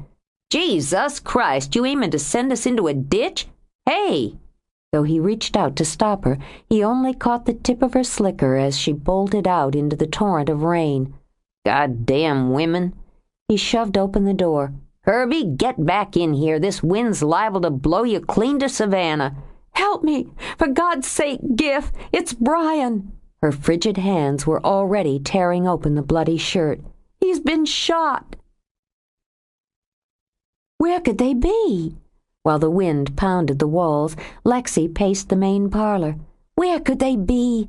Gif's been gone nearly an hour, and Brian twice that long. Maybe they took shelter. Kate huddled in a chair and vowed not to panic. They might have decided not to try to get back and took shelter. Gif said he'd be back. He promised. Then he will be. Kate folded her hands to keep from wringing them. They'll be here in a minute, and they'll be tired and wet and cold. Lexi, let's go in and get coffee into thermoses before we lose power. How can you think about coffee when—" She cut herself off, squeezed her eyes shut. "All right. It's better than just standing here. Windows all boarded. You can't even look out for them." We'll get hot food, hot coffee, dry clothes. Kate reeled off the practicalities, picking up a flashlight as a precaution as she took Lexi with her. When they were gone, Joe rose. Her father stood across the room, his back to her, staring at the boarded-up window as if he could will himself to see through the plywood. "Daddy, he's been in the house." "What?" "He's been in the house." She kept her voice calm as he turned. "I didn't want to say anything to Lexi and Kate yet. They're both frightened enough. I'd hoped they'd get on the last ferry, but with Brian still out—" Sam's stomach began to burn. "You're sure of this?" "Yes. He left. He's been in my dark room sometime in the last 2 days. I can't be sure when." "Nathan Delaney's been in this house?" "It's not Nathan." Sam kept his gaze hard and steady. "I'm not willing to take a chance on that. You go in the kitchen with Kate and Lexi, and you stay with them. I'll go through the house." "I'm going with you." "You're going to do what I tell you and go in the kitchen. Not one of you takes a step without the other two." "It's me he wants. If they're with me, they're only in more danger." "No one's going to touch any one of mine in this house." He took her arm, prepared to drag her into the kitchen if necessary. The front door burst open, letting in wild wind and flooding rain. "Upstairs, Gif! Get him upstairs!" Breathing fast, Kirby sidestepped to keep the pressure firm on Brian's chest as Gif staggered under his weight. "I need my supplies out of the Jeep." "Now!" she ordered as Sam and Joe raced forward. "I need sheets, towels, I need light. Hurry, he's lost so much blood." Kate dashed down the hall. "God, sweet God, what happened?" "He's been shot." Kirby kept deliberate pace with Gif, never taking her eyes off Brian's face. "Radio the mainland. Find out how long it'll take to get a helicopter in. We need to get him to a hospital, and we need the police. Hurry with the supplies. I've already lost too much time." Without bothering with rain gear, Sam ran out into the storm. He was blind before he'd reached the Jeep, deaf but for the roar of blood in his head and the scream of the wind.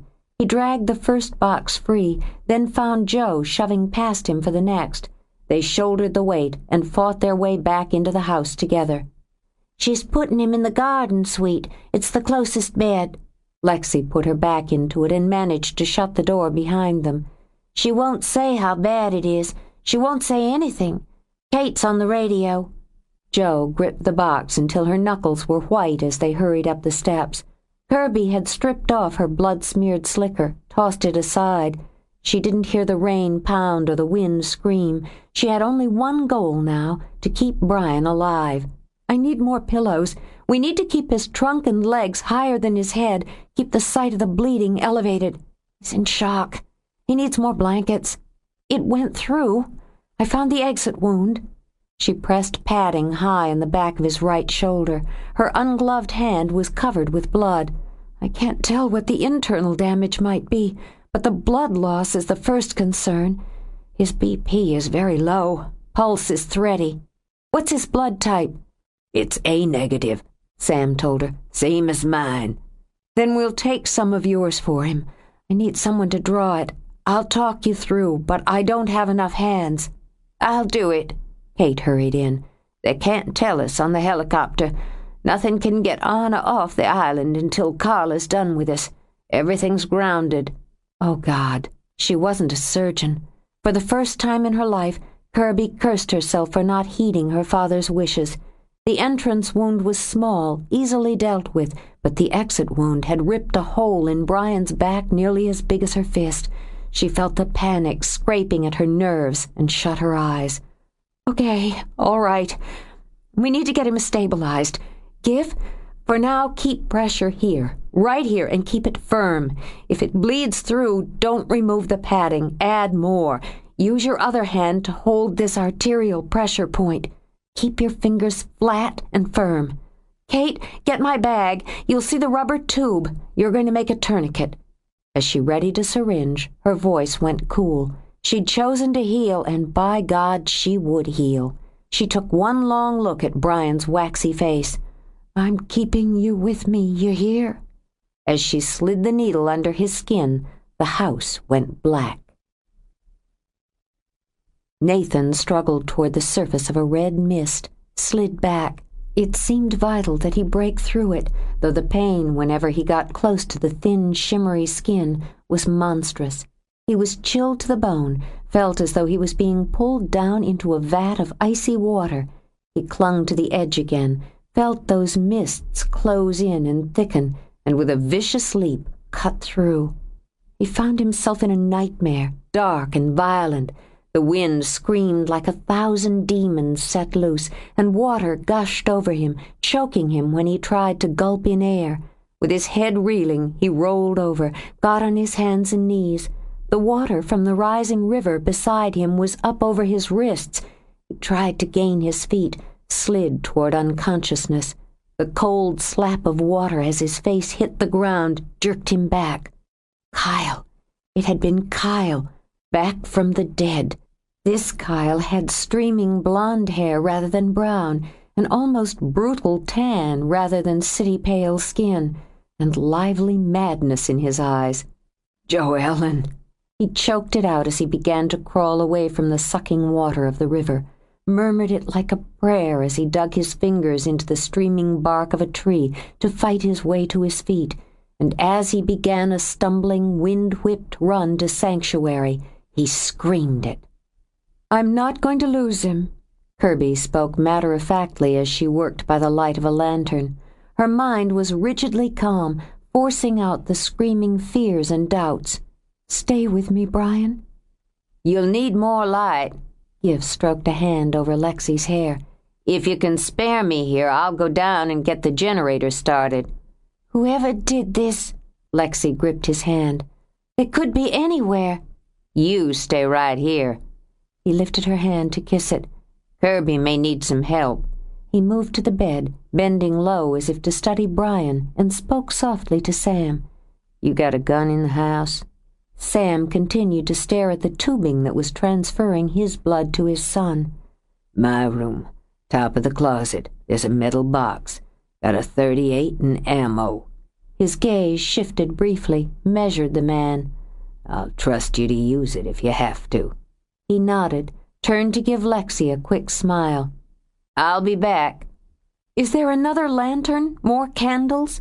Kirby lifted Brian's eyelid. His pupils were fully dilated with shock. "If I don't close this exit wound, he's going to lose more blood than I can get into him."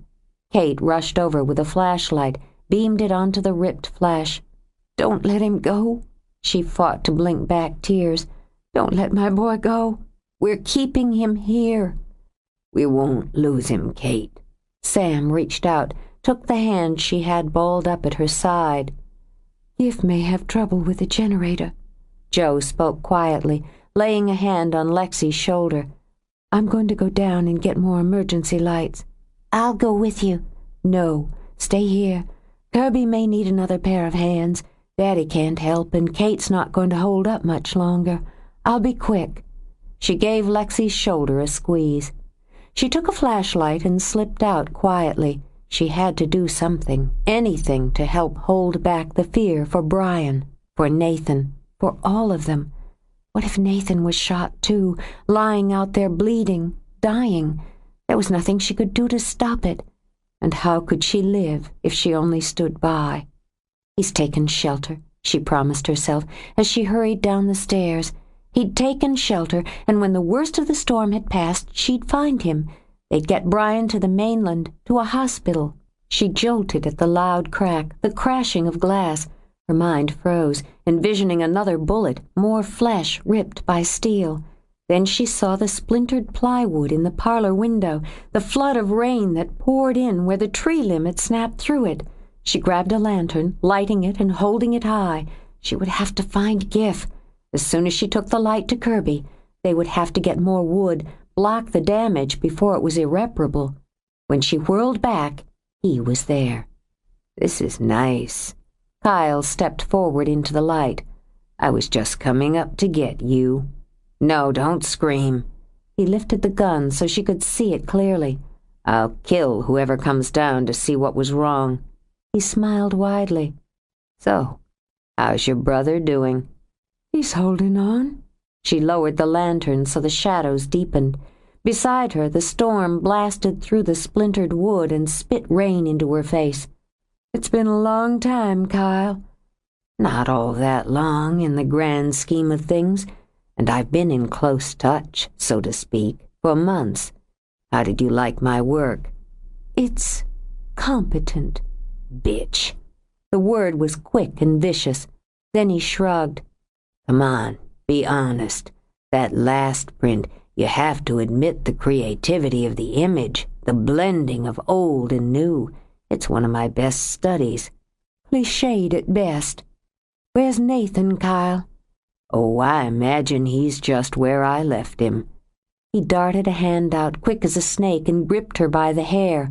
For once, I'm not going to worry about taking my big brother's leftovers.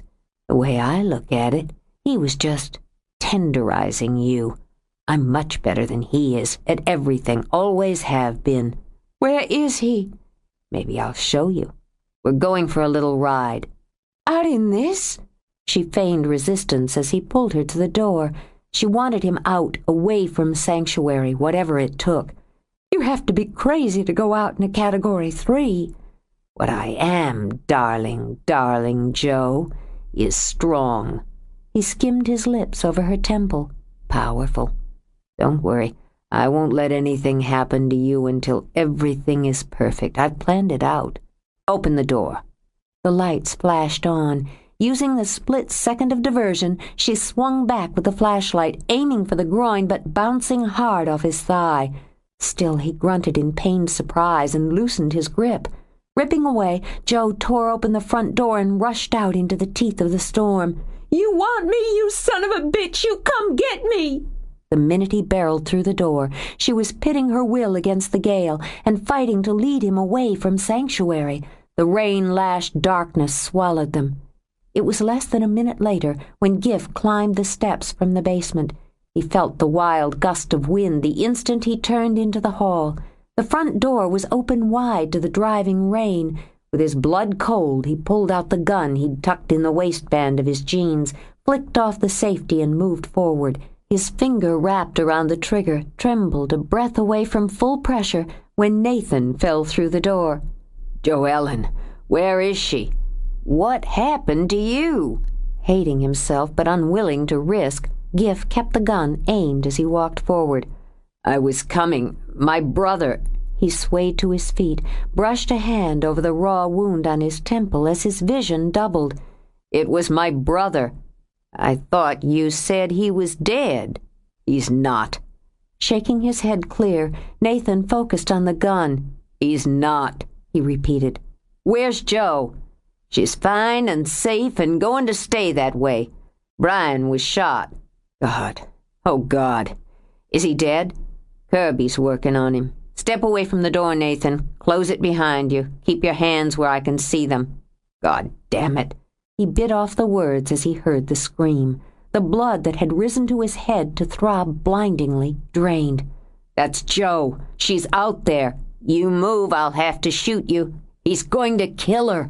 I'm not going to let that happen to her. I'm not letting it happen again. For God's sake, Giff, help me find her before he does. It was a choice between instinct and caution. Giff prayed the choice was the right one. He held the gun, butt out. We'll find her. He's your brother. You do what you have to do.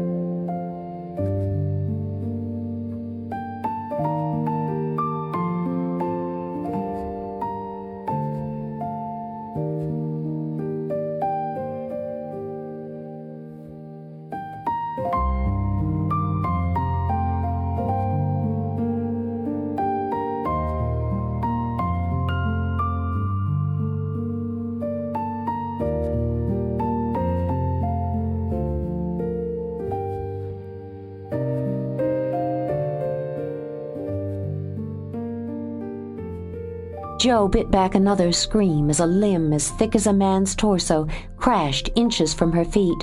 It was all swirling dark, roaring sound and wild, tearing wind. Tattered hunks of moss bulleted past her face.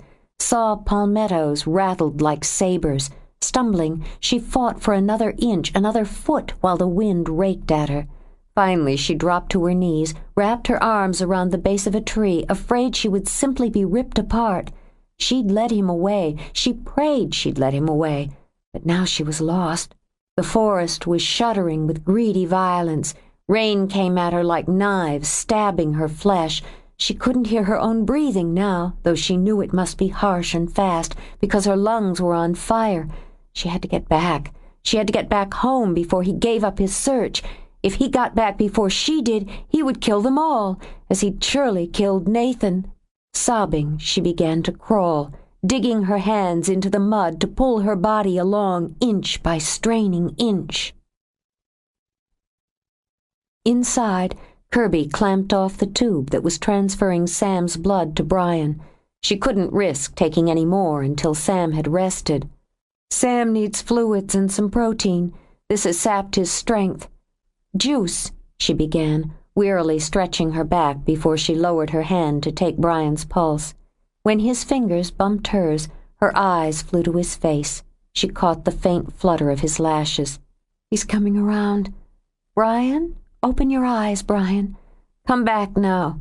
Concentrate on opening your eyes. Is he all right? Is he going to be all right? Lexi crowded closer, her shoulder bumping Kirby's. His pulse is a little stronger. Get me the BP cuff. Brian, open your eyes now. That's the way. Her throat burned as she watched his eyes open, struggle to focus. Take it easy. Take it slow. I don't want you to move. Just try to bring my face into focus. Can you see me? Yeah. The pain was outrageous, an inferno in his chest. Dimly, he thought he heard someone weeping, but Kirby's eyes were dry and clear. Good. Her hand trembled a little, but she steadied it to shine a light in his eyes. Just lie still. Let me check you over. What happened? You were hurt, baby. Weeping helplessly, Kate took his hand and lowered her cheek to it. Kirby's fixing you up. Buzzy, he managed, turning his head restlessly. He saw his father's face, pale and exhausted, then the tube that connected them. Hurts like a bitch, he said, then watched in amazement as Sam covered his face with his hands and shook with sobs. What the hell's going on? What? He sank back, weak as a baby under Kirby's firm hands. I said lie still. I'm not having you undo all my work here. I'll give you something for the pain in just a minute. Blood pressure's coming back up. He's stabilizing. Can I get some water or something? I feel like I've been... He trailed off as it snapped back to his mind. The figure on the road, the dull glint of a gun, the explosion in his chest. Shot. He shot me. Kirby and Gif found you, Lexi told him, struggling to reach around and take his other hand. They brought you home. She saved your life. It was Kyle Delaney. The pain was coming in waves now, making his breath short. I recognized him. His eyes, he had sunglasses on before. He was... The day I cut my hand. It was Kyle in there with you. He was with you. The artist? Kirby lowered the hypo she'd prepared. The beach bum? It was Kyle Delaney. He's been here all along. Hold still. Hold him still, Lexi. Damn it, Brian. Frightened by his struggles to get up, Kirby plunged the needle into him with more haste than finesse. You'll start the bleeding up again, damn it. Help me here, Kate. He'll hurt himself before the drug can take effect. Kate pressed her hand on Brian's shoulder and looked with frightened eyes around the room. Where's Joe? Where is Joellen? Lost in the dark and the cold. She wondered if the wind was dying down, or if she was just so used to its nasty buffeting that she no longer felt it trying to kill her. She tried to imagine herself springing to her feet and running. She wanted to will herself to try it, but was too weak, too tired to do more than belly along the ground. She'd lost all sense of direction and was afraid she would end up crawling blindly into the river to drown. But she wouldn't stop, couldn't stop, as long as there was a chance of reaching home. And if she was lost, he might be lost as well. Another tree crashed somewhere behind her, falling with a force that shook the ground.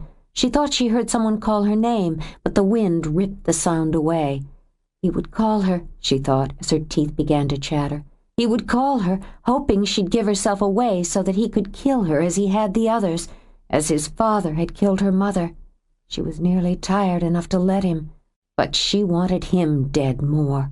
For her mother, she thought, pulling herself along another foot. For Ginny, for Susan Peters.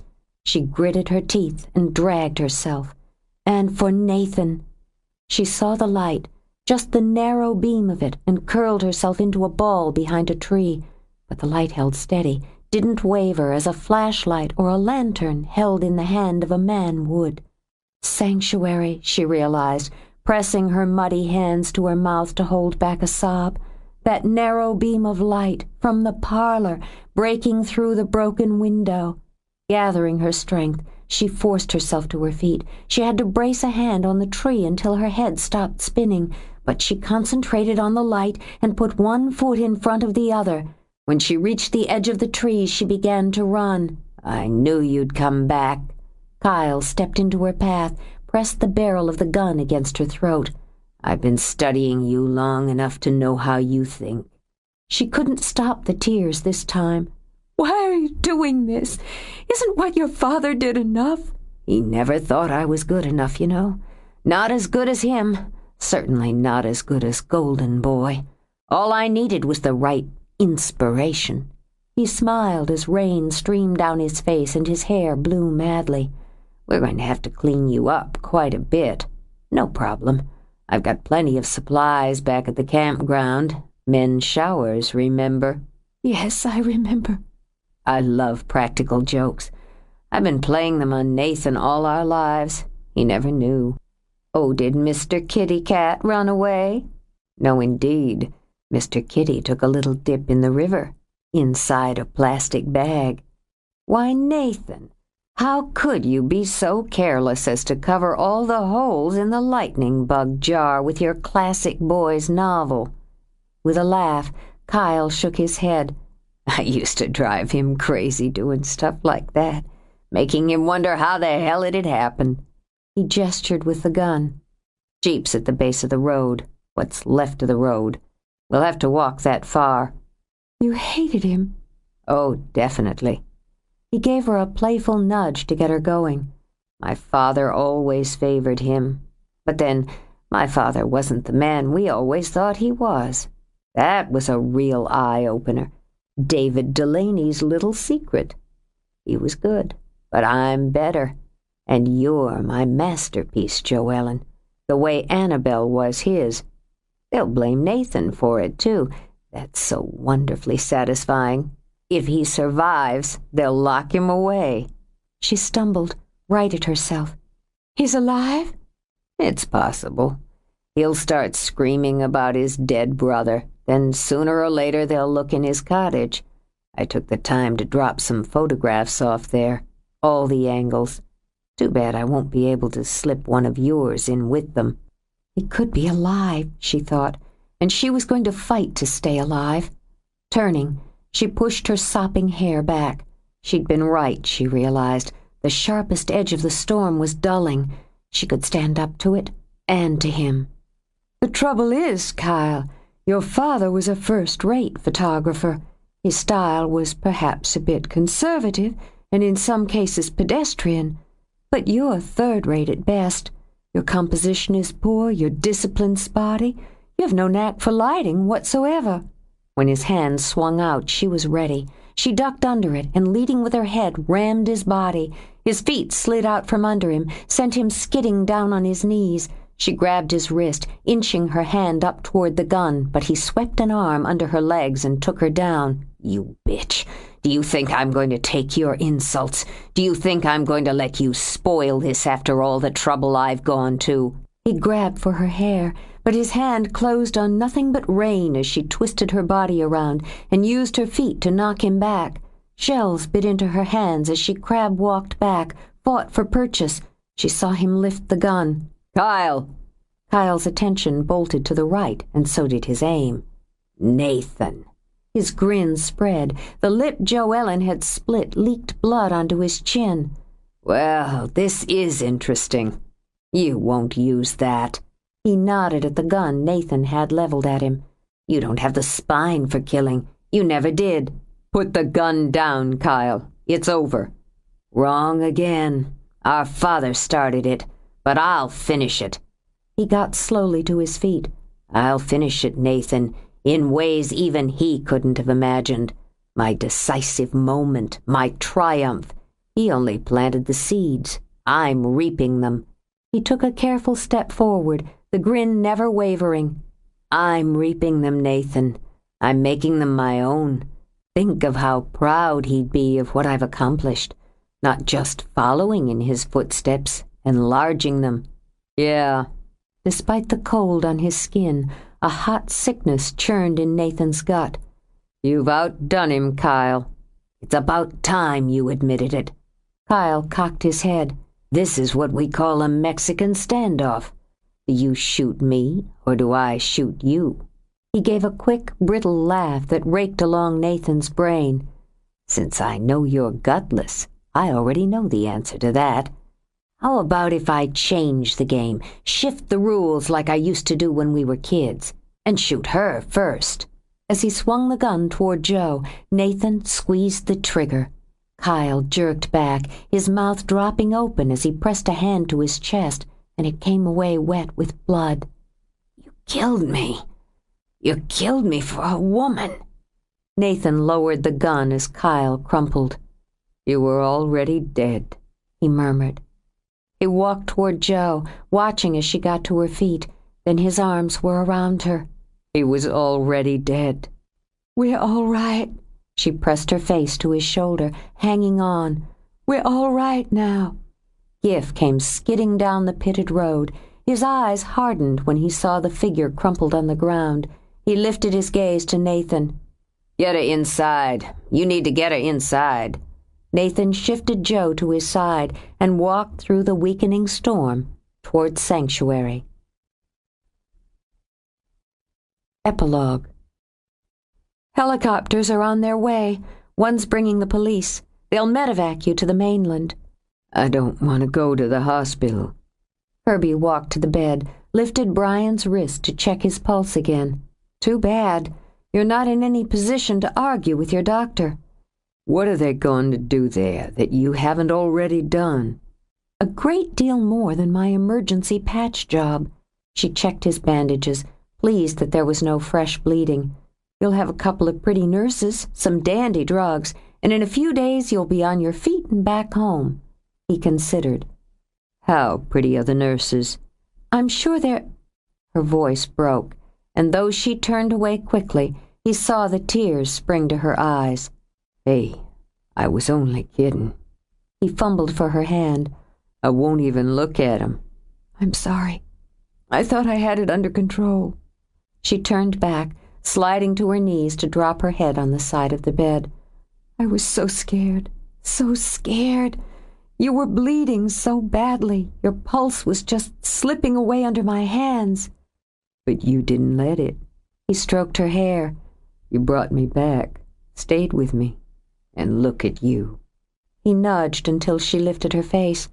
You haven't had any sleep. I'll sleep later. She pressed her lips to his hand over and over. I'll sleep for days.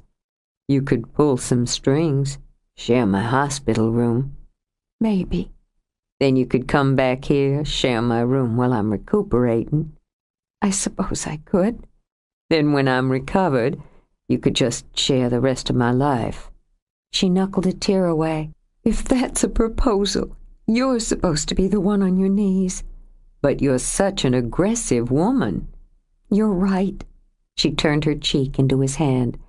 And since I feel at least somewhat responsible that you have a rest of your life, it seems only right that I share it with you. The gardens are ruined. Joe looked down at the sodden, beaten blooms drowning in mud. It'll take weeks to clean them out, save what can be saved, and start again. Is that what you want to do? Nathan asked her. Save what can be saved and start again? She glanced over. The bandage Kirby had applied to his temple was shockingly white against his skin.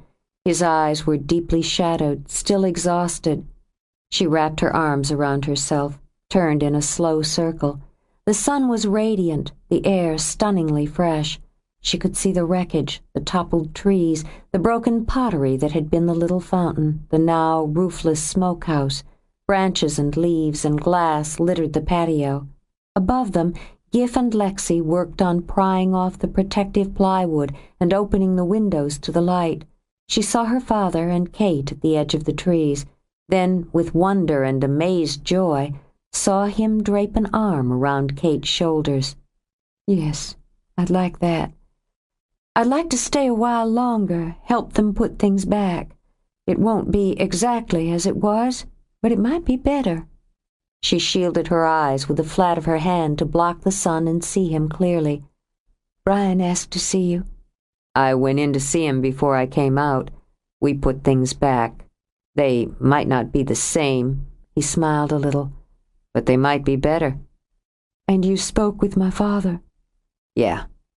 He's very glad his children are safe. He slid his hands into his pockets. He hadn't touched her since the night before, when Kate had whisked her off for a hot bath, whiskey-soaked tea, and bed. He thinks it took courage for me to kill my brother. It took courage for you to save my life. It had nothing to do with courage. He walked away from her down the muddy path. I didn't feel anything when I pulled the trigger. He was already gone for me. It was nothing but a relief to end it. Don't tell me it didn't take courage. You were hurt in every way it's possible to be hurt, and you fought your way through it and through that storm for me. You faced what no one should ever have to face and did what no one should ever have to do. When the police get here, I'm going to tell them you're a hero. She laid a hand on his arm. I owe you my life, the lives of my family, and the memory of my mother. He was still my father. He was still my brother. His eyes were dark with the truth of that as he looked down at her. I can't change that. No, you can't. Where is Joellen? Lost in the dark and the cold. She wondered if the wind was dying down, or if she was just so used to its nasty buffeting that she no longer felt it trying to kill her. She tried to imagine herself springing to her feet and running. She wanted to will herself to try it, but was too weak, too tired to do more than belly along the ground. She'd lost all sense of direction and was afraid she would end up crawling blindly into the river to drown. But she wouldn't stop, couldn't stop, as long as there was a chance of reaching home. And if she was lost, he might be lost as well. Another tree crashed somewhere behind her, falling with a force that shook the ground. She thought she heard someone call her name, but the wind ripped the sound away. He would call her, she thought, as her teeth began to chatter. He would call her, hoping she'd give herself away so that he could kill her as he had the others, as his father had killed her mother. She was nearly tired enough to let him, but she wanted him dead more. For her mother, she thought, pulling herself along another foot. For Ginny, for Susan Peters.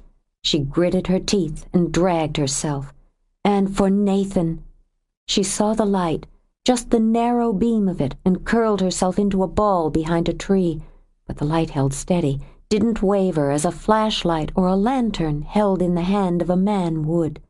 Sanctuary, she realized, pressing her muddy hands to her mouth to hold back a sob. That narrow beam of light from the parlor, breaking through the broken window. Gathering her strength, she forced herself to her feet. She had to brace a hand on the tree until her head stopped spinning, but she concentrated on the light and put one foot in front of the other.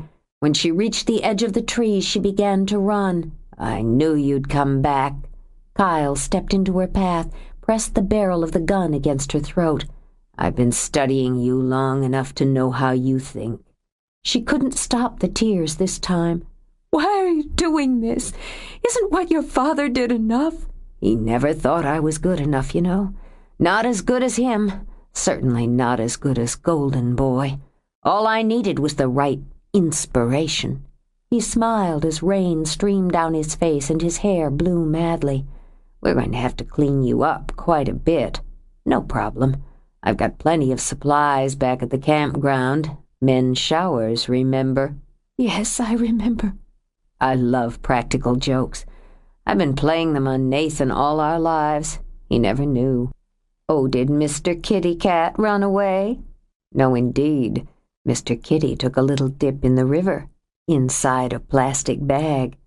Why, Nathan, how could you be so careless as to cover all the holes in the lightning bug jar with your classic boys' novel? With a laugh, Kyle shook his head. I used to drive him crazy doing stuff like that, making him wonder how the hell it had happened. He gestured with the gun. Jeep's at the base of the road, what's left of the road. We'll have to walk that far. You hated him? Oh, definitely. He gave her a playful nudge to get her going. My father always favored him. But then, my father wasn't the man we always thought he was. That was a real eye-opener. David Delaney's little secret. He was good, but I'm better. And you're my masterpiece, Joellen, the way Annabelle was his. They'll blame Nathan for it, too. That's so wonderfully satisfying. If he survives, they'll lock him away. She stumbled, righted herself. He's alive? It's possible. He'll start screaming about his dead brother. Then sooner or later they'll look in his cottage.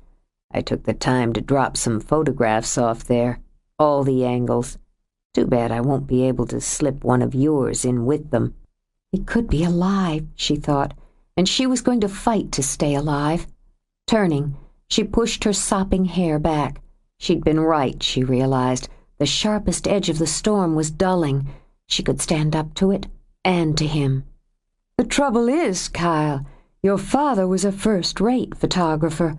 His style was perhaps a bit conservative and in some cases pedestrian, but you're third-rate at best.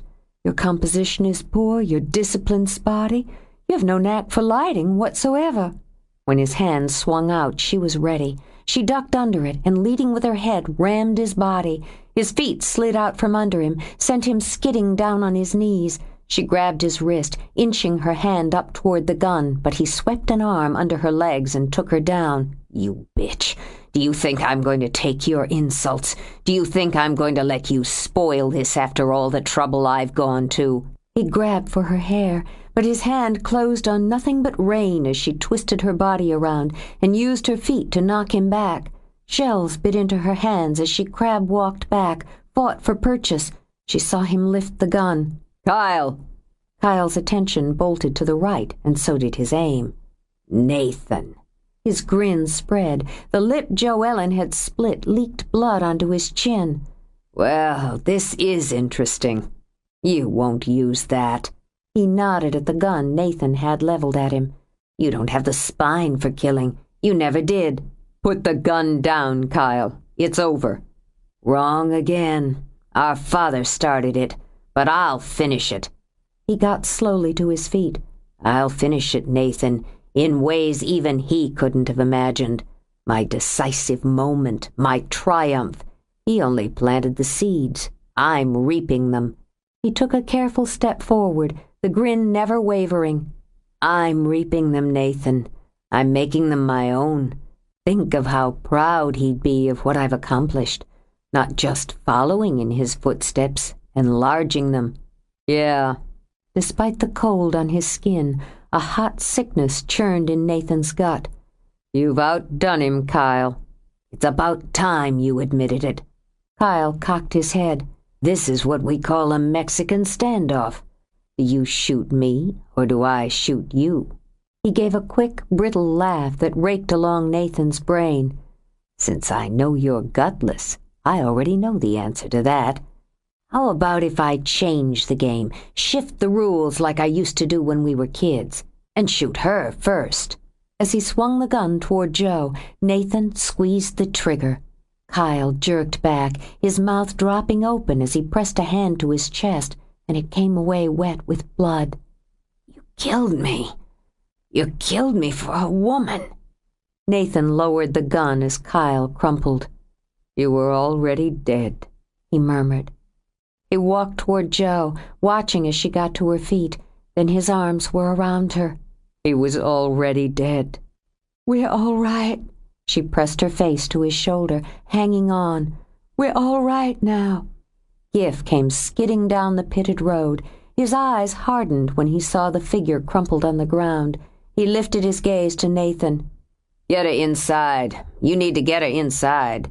Nathan shifted Joe to his side and walked through the weakening storm toward sanctuary.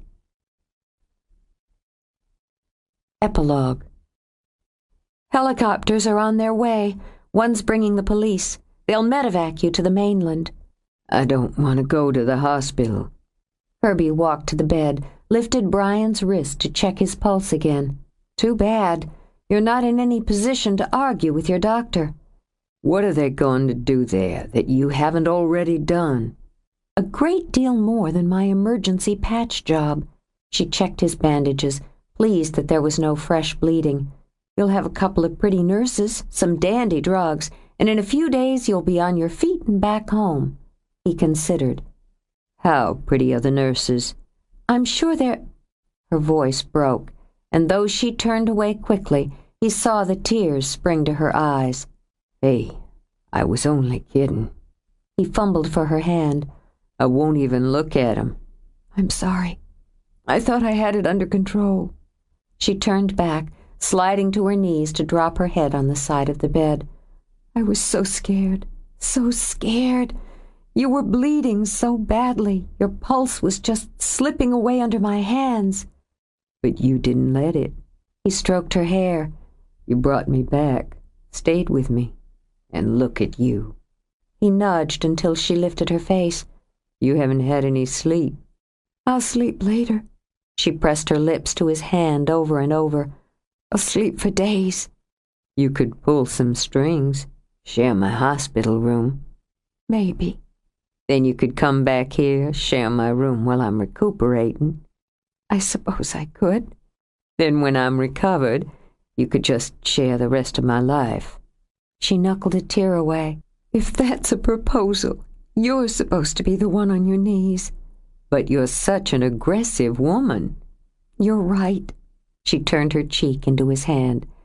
"And since I feel at least somewhat responsible that you have a rest of your life, it seems only right that I share it with you."